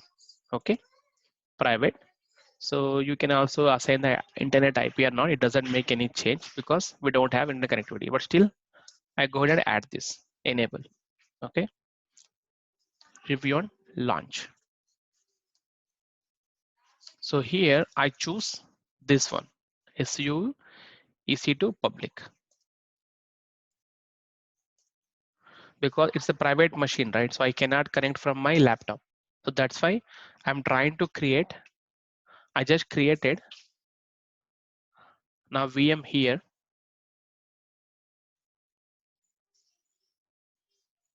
I created another VM here. Okay, and I am here. So this guy has a public IP and also internet gateway. So I can talk to the machine A, which is in public. The machine B is a private. So it doesn't have an internet gateway. So I cannot communicate from my laptop. That is the reason what I did. I generated key in the A and I copied the public key in the B. So from my laptop, I can go to machine A first, and from there I can go to machine B. That's why I added the public key of machine A. So view instance. So now I have this machine also running, initializing. This is the one.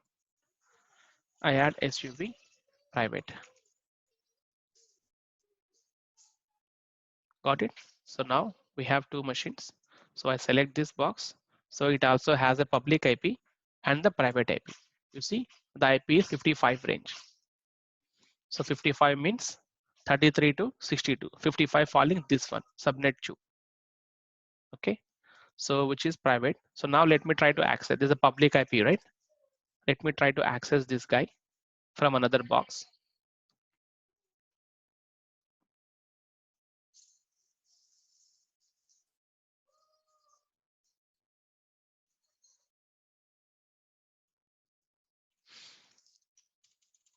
So I clear this screen. Same I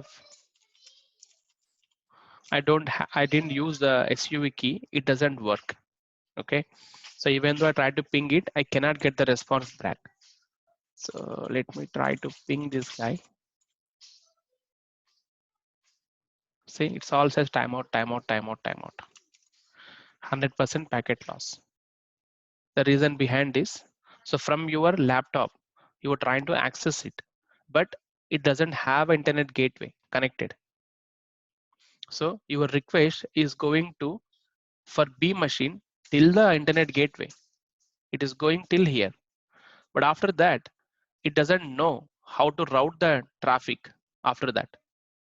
That's why it's saying timing out. Okay, so now how to connect this box? So first we need to connect the machine A. From there, we need to connect machine B. So first I'm connecting machine A, which is my public. I go to this one. Sir, you said first we need to connect to machine A from machine A to B, right? Yes, Okay. I'm connecting. I'm using this EC2 underscore user. So I'm in 17, which is my public one, right? So it's also 17. Now let me try to connect the private one. So from the public, I can connect to private. This is my private. This is the private IP. I can use private IP also to connect. SSH, EC2 user, and this. It works because in the machine B, I'm using the key of machine A. That is the reason it is able to connect. See, now I am in 55.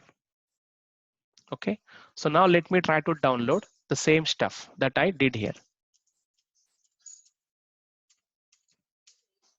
So this is the one that I downloaded right from internet. Let me try to download the same thing from here as well. What it says, it's stuck. It spent 4 seconds, 6 seconds, 8 seconds not going out because you are trying to access this site blog.hubspot.com, which has the IP address of this 104.17. 104.17, is it falling in 10 dot series range? No, right? So your private router can only reach to the A subnet, which is 10.1 series, but you are trying to access 104.17 series, which is out of the rule, and router doesn't know how to route the traffic. So it is failing there. So you cannot access the internet from this box because since it is a database and you don't have internet, it is secured. So no hacks, nothing will happen to this PM. That is how we secure it. Public and the private. Clear? It is a bit tough to understand, but once you understand, it becomes easy for you. I'll again explain one more time with both concepts. Okay, pay attention. Then we can take a small break after that.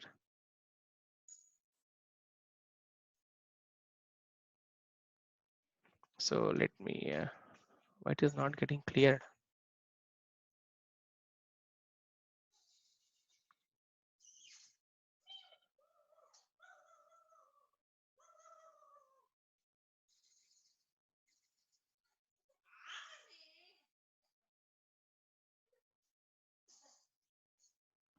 I don't know, even it is not working.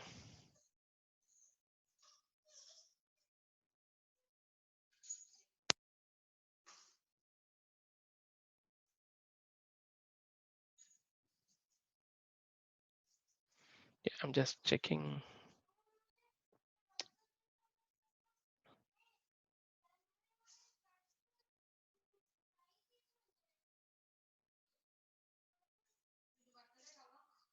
Yeah, it is not going. I don't know why. Okay, so I'll we can take a small break. We'll come at 10:15. Okay, sorry, 10:05. 15 minutes break, and they'll explain the overall picture one more time. This is bit of important because once you understand the VPC, then only you understand remaining concepts. Okay. Hello. Okay. Yeah, Okay. we'll come at 10:05. Okay, 15 minutes break. Yeah, I'll pass this recording as well. Resume recording. Yeah, it is recording now. So we discussed about the VPC now, right? So now let me explain one more time. So this is it's good. So I'm annotating. So we have a VPC, right? And this is our public subnet, and this is our private subnet. Public and then private, and this is our VPC. So we have used a router, right? And this router connected to this one. We have created another router, and this router is connected to this guy. So we have machine A and then machine B, and this has an internet gateway. So this is what so far we discussed, right? So now, any doubts on this? Okay. No, we have to try it. Yeah. Yeah, So now we let's have create and machine. try. Yeah. So let's suppose machine A is actually having IP 1. Okay. This is from the A, and this has IP 2. This has a B. Okay. So now when machine A with IP 1 trying to access IP 2, it goes to the router. So router, it first A goes to the router, and then router says, okay, what do you want to do? The A machine says that I want to download some stuff, or I want to, it doesn't say like that, it say I want to reach this guy. Who is this guy? That is a target. So target can be your amazon.com, facebook.com, or another IP from the another subnet. So then router says, okay, so you want to reach IP2 now. Okay, fine. So IP2 is actually falling within the VPC. So I can allow you. So it can go and access it. Now again, IP machine now trying to access Facebook. Okay. So now machine A goes to the router, says, hey router, I want to access facebook.com. Then router sees. So the facebook.com IP range is 162 series, which is a public. Then router sees, do I have any rule to route? So by default, if it is coming from subnet 1 and has a 162 range as a target, so it sees, so I don't have any outbound, another rule, so I cannot route the traffic. But we know we have internet gateway, so we are going to add a link. So it means if A request for facebook.com access, then router sees, so 162 is not falling in 10 dot series, so it cannot use a local rule. Okay, what is the another rule? The next rule is internet gateway, which has target as 0.0.0.0/0. It means any IP. So if first rule fails, the second rule becomes by default true. Then it goes to internet gateway and gets the download from there and installs it. That is what so far we discussed. So in the B machine, which is a private, now B wanted to access some machine. So B wanted to access, it goes to his router, which is a private router. You say router 2. Okay, then say I want to connect this machine 10.0.0.5 machine. So 10.0.0 is in the range. So this router allow access to machine A. Let's suppose this machine is IP is 5. So B is 32. It is working because the router says local. So it is falling in 10 dot series, which is my VPC range. I allow it. Now again, now B trying to access some facebook.com. So Facebook again 162 series. So B goes to the router to ask, hey router, I want to download the connect to Facebook. So Facebook is 162. So router says the first rule only 10 dot series. The 162 is not matching. So then what another rule? It doesn't know how to route it. It stucks the connection over there. So that is how you restrict internet access. Clear? Now, I mean, unless you work it, you may not get it. This is overall architecture picture of your VPC and the subnets and the machines. I'm just taking only A and B machines. So you may be having hundreds of machines here. Okay, so some machines able to talk to internet, some machines are not because they are in two different subnets, public and private subnets. So in an interview question, they may ask you, what is the difference between public and the private subnets? So you can say that the public subnets are those subnets that are connected to internet gateway where it can download the stuff and some other persons can also enter into the VM. Whereas private is completely protected. It cannot have an internet connectivity. Neither it can go out nor anyone can log in from directly internet. This is what the public and private subnets are. Any doubts?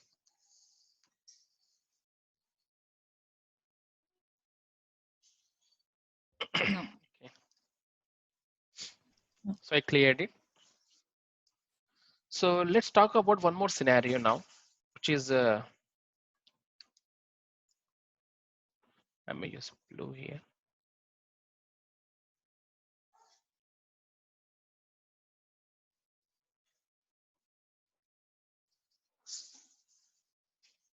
So this is our VPC that we have been talking, and this is our subnet.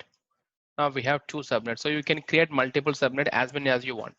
So I name this as a public and I name this as a private, and this is my VPC, and I have a VM here, VM1, VM2, and this is my router, and this is my another router.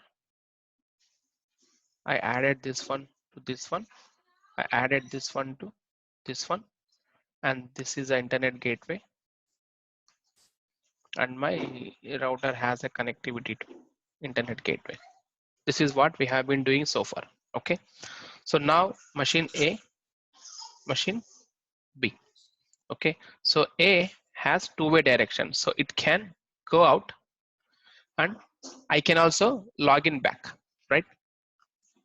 But whereas B, it cannot go out, it cannot, no one can access it because we blocked it. But in this VM, when you log into this VM, so if you want to access the B, then how do we access? So first, from my laptop, I need to connect to A because A is exposed to internet. From there, I need to connect to machine B, right? Because they are all same network. The reason behind this, first I go to the A from my laptop, I come into the A box. From the A box, I shared A's keys with the B by importing the key over there. So now I can able to connect to A and B because my router can route the traffic. So now I am into the B box. Let's suppose I am into the B box now. I want to install some software. Let's suppose I want to install the MongoDB or I want to install the MySQL, the databases. So even to install those softwares, what you need to do? You need to connect, right? You need to connect to those boxes. I mean the internet boxes, wherever the MongoDB is installed, it has to go out. So how do you go out when you don't have the internet? So far you understand here, right? Till whatever we discussed. Yes. So whatever we Yes. discussed now so far, you understood, like VPC, public, private, and how does the internet gateway works, right? So now, how the machine B in a private subnet can connect to internet. So how do you provide access? So just think, how do you provide access if I want to download some internet stuff?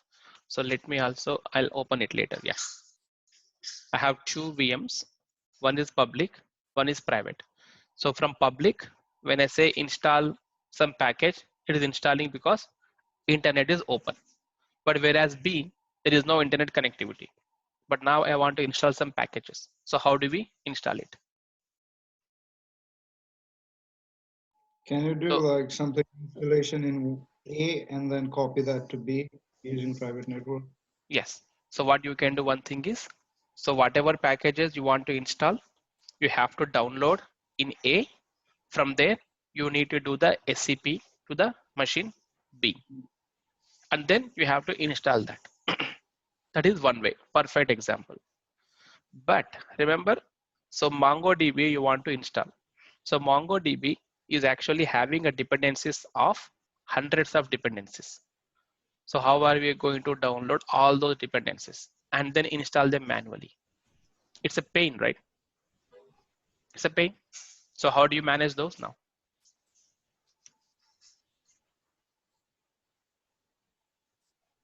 You have to add a rule. Rule for? B for the Mhm. internet one. So you got one IP address. If whatever you download that one, Okay. that one add a rule to be. Yeah, so that's also one of the good examples. So you can add a rule in your router for the target IP. So to do that, even again, you need to match your internet gateway to the, you need to have this rule, right? So the moment you have that rule, you are exposed to internet. So what happens if you're exposed to internet? Then We can attacks, access it. right? So how do we avoid this scenario? How overcome this? To overcome this scenario, this is what we need to do. That is called the natting. You might have heard natting.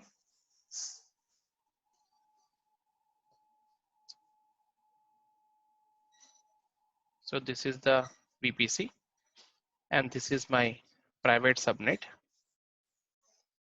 This is my router and this is my router. Okay, and this is public, this is private internet gateway. This public to connected to this private connected to this, and it has a connectivity. So far this is what we know, right? So now I'm going to I'm going to use a service called NAT service. So what does NAT service do here? So NAT service is going to give you another rule here, which is NAT. Uh,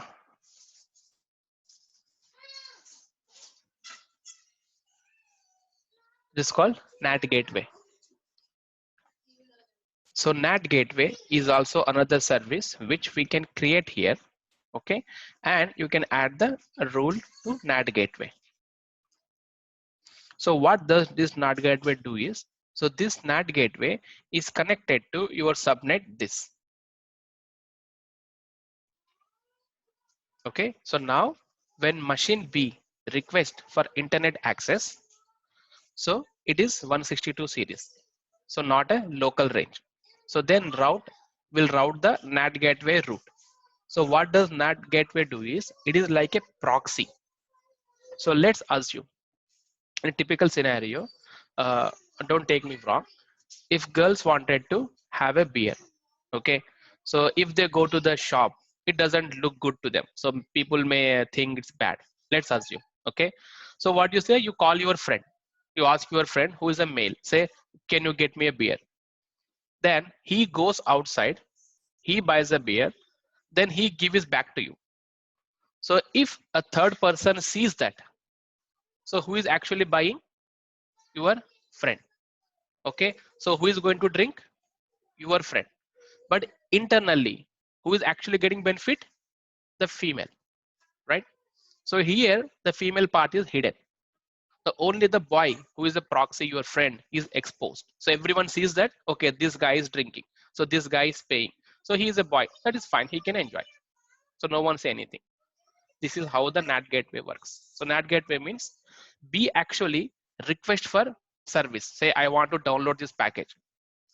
Then it asks NAT gateway. Then NAT gateway says that, okay, I need this. I want the beer.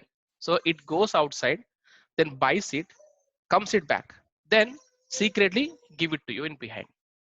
So you are not exposed. Your NAT gateway is exposed. That is what the NAT gateway does here. So when you ask for internet, it takes your request, then it goes to internet gateway. Hey dude, I want to go and download this. Then your router sees, okay, so you are actually this IP. Okay, I'll allow you. Then you go to internet gateway, you download the stuff, you come back, and then in behind you give it to your machine B. This is how the NAT gateway works here. See, when the B requests for google.com, the router, the private router will send the traffic to NAT gateway. Then NAT gateway is actually part of your public subnet. It is like one of the IP. So like this. So this is the machine B, okay, which is private, has 32 as a ending IP. So you have your NAT gateway. So this NAT gateway is having one of the IP from your public. Okay, so your public subnet is there, right? So public subnet IP is, let's suppose, 6. So B asks for NAT gateway. Then NAT gateway is having the IP of public 6, right? So if it is requesting from here, it goes to this router now. The request, let me use a different color. The request come from this guy. It goes to this router. So this router sends it to NAT gateway. Then NAT gateway from here, it talks, it is from a public subnet, right? So it has access to this router. It goes to this router. Now this router, we're talking about facebook.com, which is 162 series. So 162 series is part of the internet gateway. So it allows the internet gateway. See, so when it goes outside, they see the IP of NAT gateway machine. So once it downloads the stuff, it takes it back. It takes it back. So it takes it back through the same, through this, and through this. Clear? This is what the NAT gateway works here. So B ask for the request, the router send it to NAT gateway. So once the NAT gateway receives the request, it masks the IP address. So the B IP address is 32. 32 is in private subnet, so it should not have access to internet gateway technically. But NAT gateway is going to mask the IP. So NAT gateway has IP of ending 6. That 6 IP ending is falling in public subnet. So this public subnet has an access to public router, and public router has access to internet gateway. So this is how the request is routed. Clear? This is the benefit of NAT gateway service in the VPC. So we will have a NAT gateway only for the private subnets, Exactly. right? Okay. Yep. Because we are not exposed and still we are getting benefit. Okay. We sit at home, we get what we want. We just ask the proxy. The proxy guy does everything. That is a NAT gateway. Okay. So now let's set this up. You're clear, right? Yep. Yeah. So now let's set this one as well. So before that, let me show you why we cannot do that. So we have the boxes here, right? So this is the, maybe let me minimize this guy.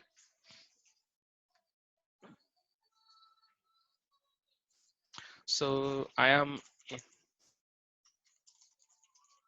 the public and this is the private. See, this is the public one, which is 17. This is the private IP, which is 55. This is what we divided in previous example. So I can show you one more time.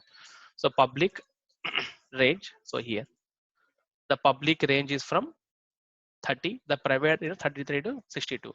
So 55 is falling in this, which is private. 17 falling in this, which is public. So now clear. This is public. This is private. So to do that, let me try to install yum install -y wget.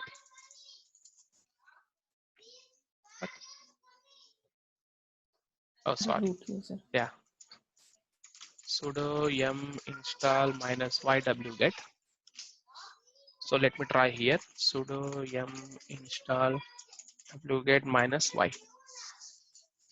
See, it is done here, but it is not going here. It is still keep trying.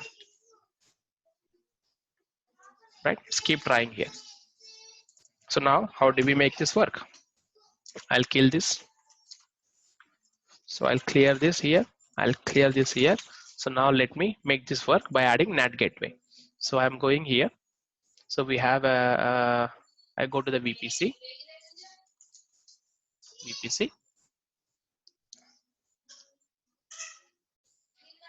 Where is NAT gateway? NAT gateway. We have NAT gateways here, right?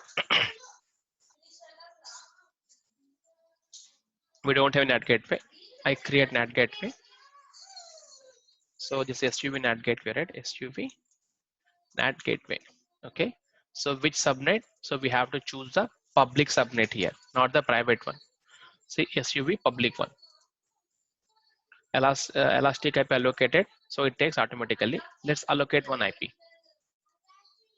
So we allocated one elastic IP here, which is a public IP, nothing but. So I added this.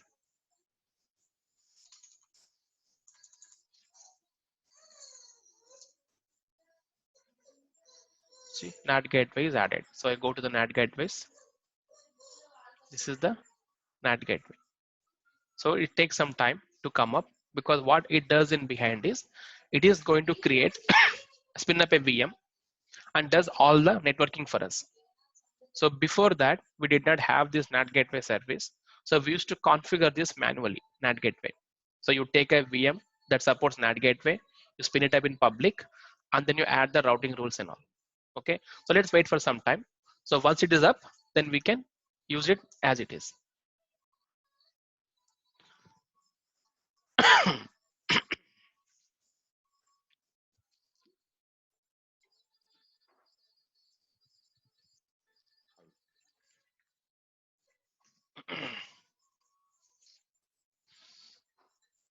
uh,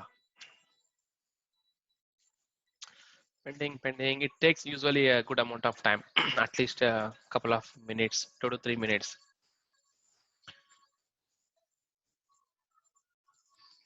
So we will do all these in company, or others No. will do. No, we don't do all this. This will be done by your networking team. Okay. Just we should for a knowledge, right? Exactly. This is for knowledge purpose.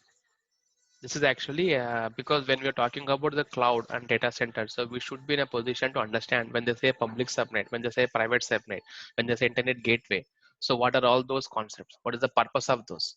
So after this session, so now you are in a position that what is VPC? If they say, okay, VPC is a some set of IPs, which is a CADR block. You can also call as a mini data center. And then they call subnet. What is subnet? So, okay, subnet is nothing but a VPC can be divided into a small groups, that is called the subnets. Clear? And what is public subnet? Okay, public subnet means the one that has connectivity to internet gateway. Okay, what is internet gateway? So internet gateway is the one service that allows you to connect to external world, that is the outside of your network. That is fine. What is private subnet? So private subnet, you don't have the internet at all. Then okay, so if I don't have the internet, how can I download the packages? Okay, now I need to use a NAT gateway service. Okay, NAT gateway service will help me to do that. These are all the concepts overall picture. So if you understand how these things are combined together, then you make a clear picture. Okay, this is how it works. So now next time when someone say VPC, so whatever picture I drawn, that box to two pillars, and then two routers, and then internet gateway, NAT gateway. So once you imagine that picture, everything will be cleared. Thank you. Yeah, that's why yeah, it's available now. So now let's try. We didn't add the rule. Let's try what happens. So what we are doing now is, this is what we are doing now. So we have this VPC, right? Public, private, router, internet gateway. So we have this, and we created a NAT gateway here.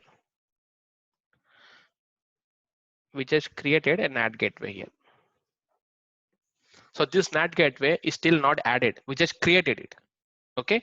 Now let's see if it works. Is it working still? No. Right? Why? Because we created, but we haven't added the rule. We have to add this rule now to the routing table. So I go to the route table. So route table doesn't still know how to route the traffic. So which is a private subnet. This is a private route in which we have our private subnet associated. I go to the routes.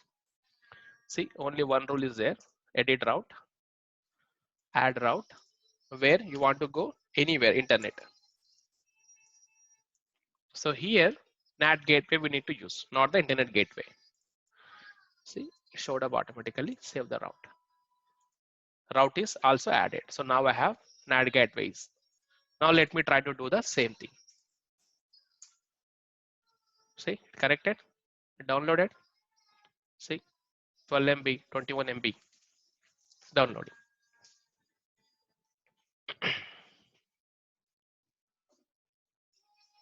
Install. That's it. This is how we provide the internet to the machine that is in private subnet. So now both machines have internet. So this machine is also have internet, and this machine is also has internet. The difference is, so this VM can also be accessed from outside, but this VM cannot be accessed outside. It can only go out to internet. The incoming, I mean the connection should be initiated from the box. It can only go out. No one can come in. So only attack happens if someone comes in, right? So if you are working on laptop, if someone logs into your laptop, then leave the malware software, then only the virus gets attacked. But if you are going out and you know that whatever you're downloading are the safe packages, then you don't have any issue, right? This is how the internet is provided. So now once you're done with your internet work, if you want to stop the internet, we'll just remove that rule. So whatever rule we have added, right? You just remove that rule. So once you are done, let's save this. That's it. It is gone. If I again try to download some other software, it doesn't help. See, it cannot go out. But yeah, it's still trying to download. You see, no, 0 bytes. This is the NAT and internet gateway. Any doubts, guys?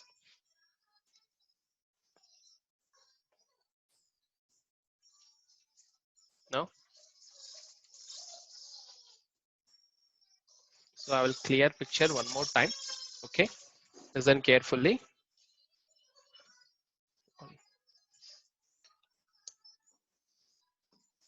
So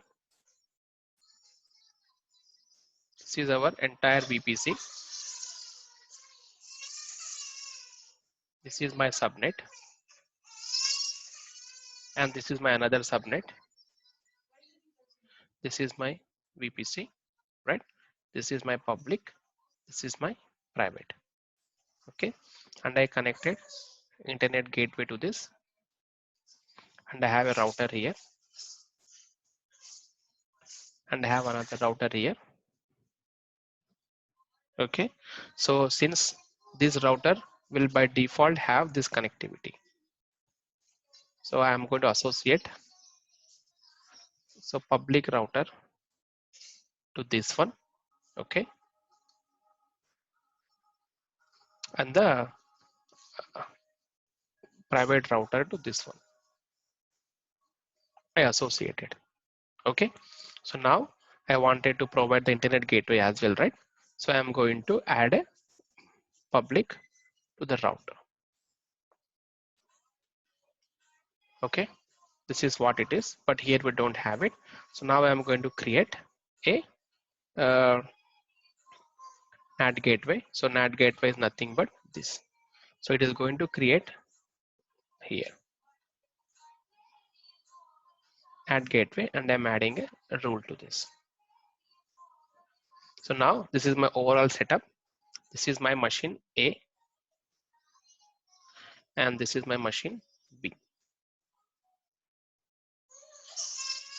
Okay. So now this router is a public router, and this is a private router. Okay. So I have public and the private routers.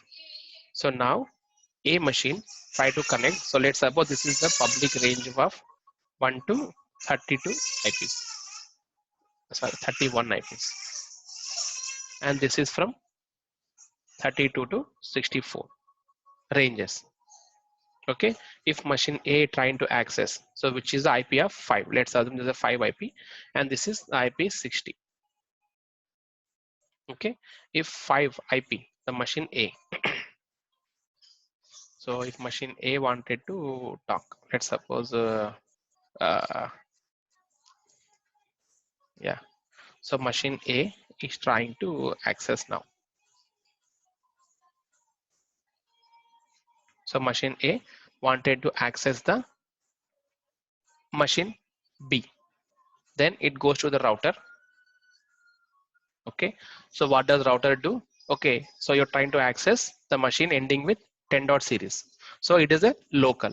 So I can directly route to the subnet, which is in private subnet. Works fine. Then machine B. Machine B also wanted to SSH into machine A. So machine A is actually 10.0.0.5. So then it goes to router first. Hey, this is me, machine B. This is my IP address, which is 60. I want to talk to the IP, which is 10.0.0.5. Then router sees, okay, this is you, and you want to reach this guy. So I have a rule which is local, so I can directly route to you. So it goes to machine A. Now machine B wanted to download some stuff from internet. So internet is range is 3 dot series something. Now it goes to private router. Says, hey router, I want to download some stuff from internet.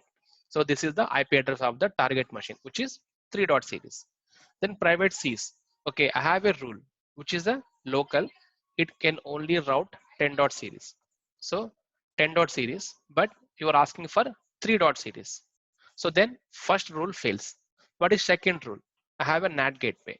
So NAT gateway having 0.0.0, it means anything I can route it. That means then private sends through the NAT gateway.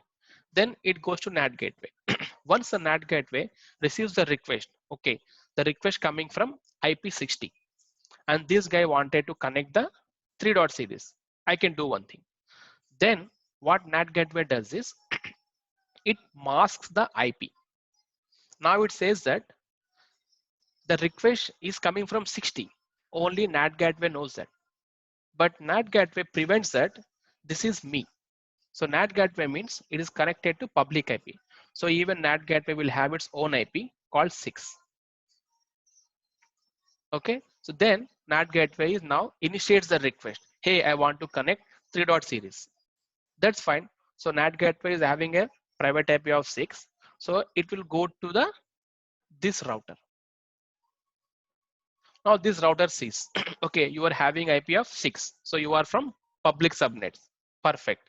So where you want to go? You want to go 3 dot series. Okay, so you are going 3 dot series. The first local fails. The second one, internet gateway. Okay, I have a route. So you go here. It goes here. So then it gets the stuff from the 3 dot series, 3 dot site, whichever it is, maybe Facebook, Amazon, Google, whatever it is, it downloads. Then the request comes back to NAT gateway because the request initiated by NAT gateway. So once the NAT gateway received the request, then it says, okay, so I requested for 3.x series data. Who requested it behind? The machine 60. Okay, I'll give the connection back to the machine 60. Then it gives the connection back to the 60. So now nothing but 60 is getting benefited through the NAT gateway. This is what the overall picture works. So if A initiates directly for 3.x series, then it directly falling in public IP. So public subnet. So public subnet has a router, public router. The public router has a connectivity to your internet gateway. So it can directly get it. We don't need to have any third middleman here to do our request. Clear overall now? This is how a typical VPC works. So if we talk about in a company, we generally have multiple subnets. We don't just settle with one subnet, two subnets. So we have this VPC, okay, and we may be having 1, 2, 3, 4 subnets. So I will make these two subnet as a public and these two as a private. So I create this in 1A, this is 1B, this is 1C, this is 1D. Okay, I have few VMs here, I have few VMs here, I have DB here, I have DB here. So this data is replicated because if 1C goes down, I still have 1D up and running and my data is synced. If 1A goes down, I have 1B. So where I have some more machines working for my request. This is the way my application never goes down. If this location completely gone down because of the earthquake or the floods, so this availability zone route the traffic and data is being replicated from here to here. So a typical scenario of a company. And again, I have internet gateway here, same. You assign this public subnet to this and you have an NAT gateway. You assign to this one. Clear guys? This is one VPC setup. So let's suppose this VPC setup by department finance. Okay. So there may be another department in the company called reporting or maybe HR. So they will be having similar setup. So their VPC and this VPC.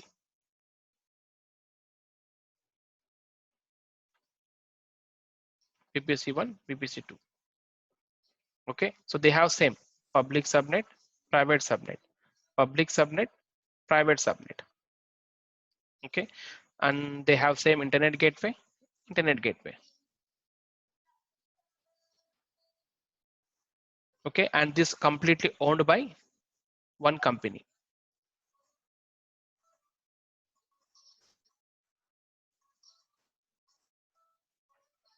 So this belong to SUV and this belong to SUV, but department is different. So this is the finance department and this is the HR department. So they can have one VPC, but now assume they have two different VPCs. Okay, so machine from here wants to connect to this. How does it connect? Nope, they cannot because they're all logically isolated. They cannot talk each other because this VPC must be having a range of 10.0.0.0/26 and this VPC must be having 10.1.0.0/26. Okay, so they cannot talk each other. So your router here can only route traffic within this, and this router can only route traffic within this. So if you want to do a cross communication between two VPCs, then we need to do a thing called peering. This is called the peering. Like we have added the internet gateways, right? This is called the peering gateway. And then we need to add a rule in our router. Router means the first rule is local. So this is the local. The second rule, if anybody trying to access this range 10.1.0.0/26, so then follow this guy, the peering gateway.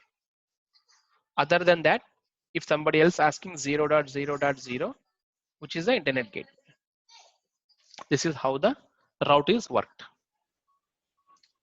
So first route is, if it is local, my same VPC, I follow my local. If it is asking for another VPC, then I have a peering gateway, I use this. And I have asking not this 10 dot, not 10.0 series, not 10.1 series, rather 161.3 series. Then I use internet gateway. This is how the connectivity and the routes are configured in a company. Okay. So in the VPN means, Can we use a navigate here? which one? Navigate gateway can we use here? No, NAT gateway is only for the connectivity accesses. We can use it, but again, so we cannot have the connectivity between these two VPNs, right? So this is a different VPN. This is different. Sorry, this is VPC. This is different VPC. So to match these two VPCs, we need to pair it. So once we pair it, then we need to use a pairing gateway to connect it. Like internet gateway is one connectivity, NAT Okay. gateway is one connectivity, Pairing. VPC pairing is another connectivity. So now you need to choose which route you want to go. The same way, like from your home. So to go to office, you have one way. To go to Kruger, you have one way. To go to temple, you have another way. So if you want to go to the Kruger, so which way you choose? The way that goes to the Kruger, right? Not the way that goes to temple. So similarly, these are all the gateways. Like if you want to use another VPC, then you have to use a peering gateway only. If you want to connect to another internet site, then you have to follow the internet gateway only. This is all the routing rules. Thank you. Clear? Yes. So this is bit overall architecture and the technical setup. I think we spent most of the time on discussing on how the VPC work, because I felt it is important for you guys to understand how it works and all. Because when you say that you try to install some software, but it is not allowing you, then should not be a worry that it is not working, doesn't have internet. You need to know whether it's a private subnet or the public subnet. If it's a private subnet, do we have a NAT gateways allowed? If yes, then why it is not working? Then you can troubleshoot in that way. We don't generally set up all this in a company. This will be taken care by networking team. But it's a good to know the knowledge, because it's the main core concept of your cloud and IaaS infrastructure. Okay. So I think we spent so much of time on this VPC. So let me check. So we are going to discuss the VPC pairing as well in next class. And then we also have yeah, there are so many features available, but we don't need to focus on everything. So whichever is important, we focus that. So in next class, I'm going to set up another VPC and we do the pairing between these two VPCs. And after that, we jump on to EC2. Okay. So I would recommend that you guys at least try to create one VPC, one public subnet, one private subnet, spin up a VM, spin up the internet gateway, spin up NAT gateway, add the routes, then you will be able to come to know. So I would say before doing some new step, try first, make it fail. Then you realize, okay, this is failing because of this. And then you add that, it works. Okay, now you clear. And then you move to private subnet and all like that. Okay. So again, if you want to connect to a VM from a private subnet, then you need to spin up a VM in public subnet, generate the key, take that key, public key, and then import in your AWS. So when you are creating a private VM, there you have to use that key.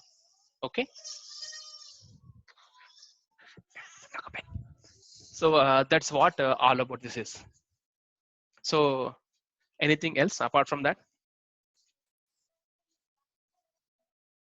Any doubts? Hello? No, we'll try and we'll get Yeah, back to we you. have to Yeah. Yeah, practice. it takes I told you it takes time. So until you guys I mean create the VPC and create the subnet, then you don't get it.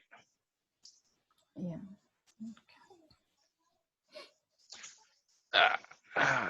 Good then. So we will meet tomorrow. So in case if you guys have any doubts, then we can discuss more further over there. Okay. Mhm. Okay. Bye guys. Thank you. Bye. Bye. Thank Yeah. you. Yeah. Yeah. You. Yeah.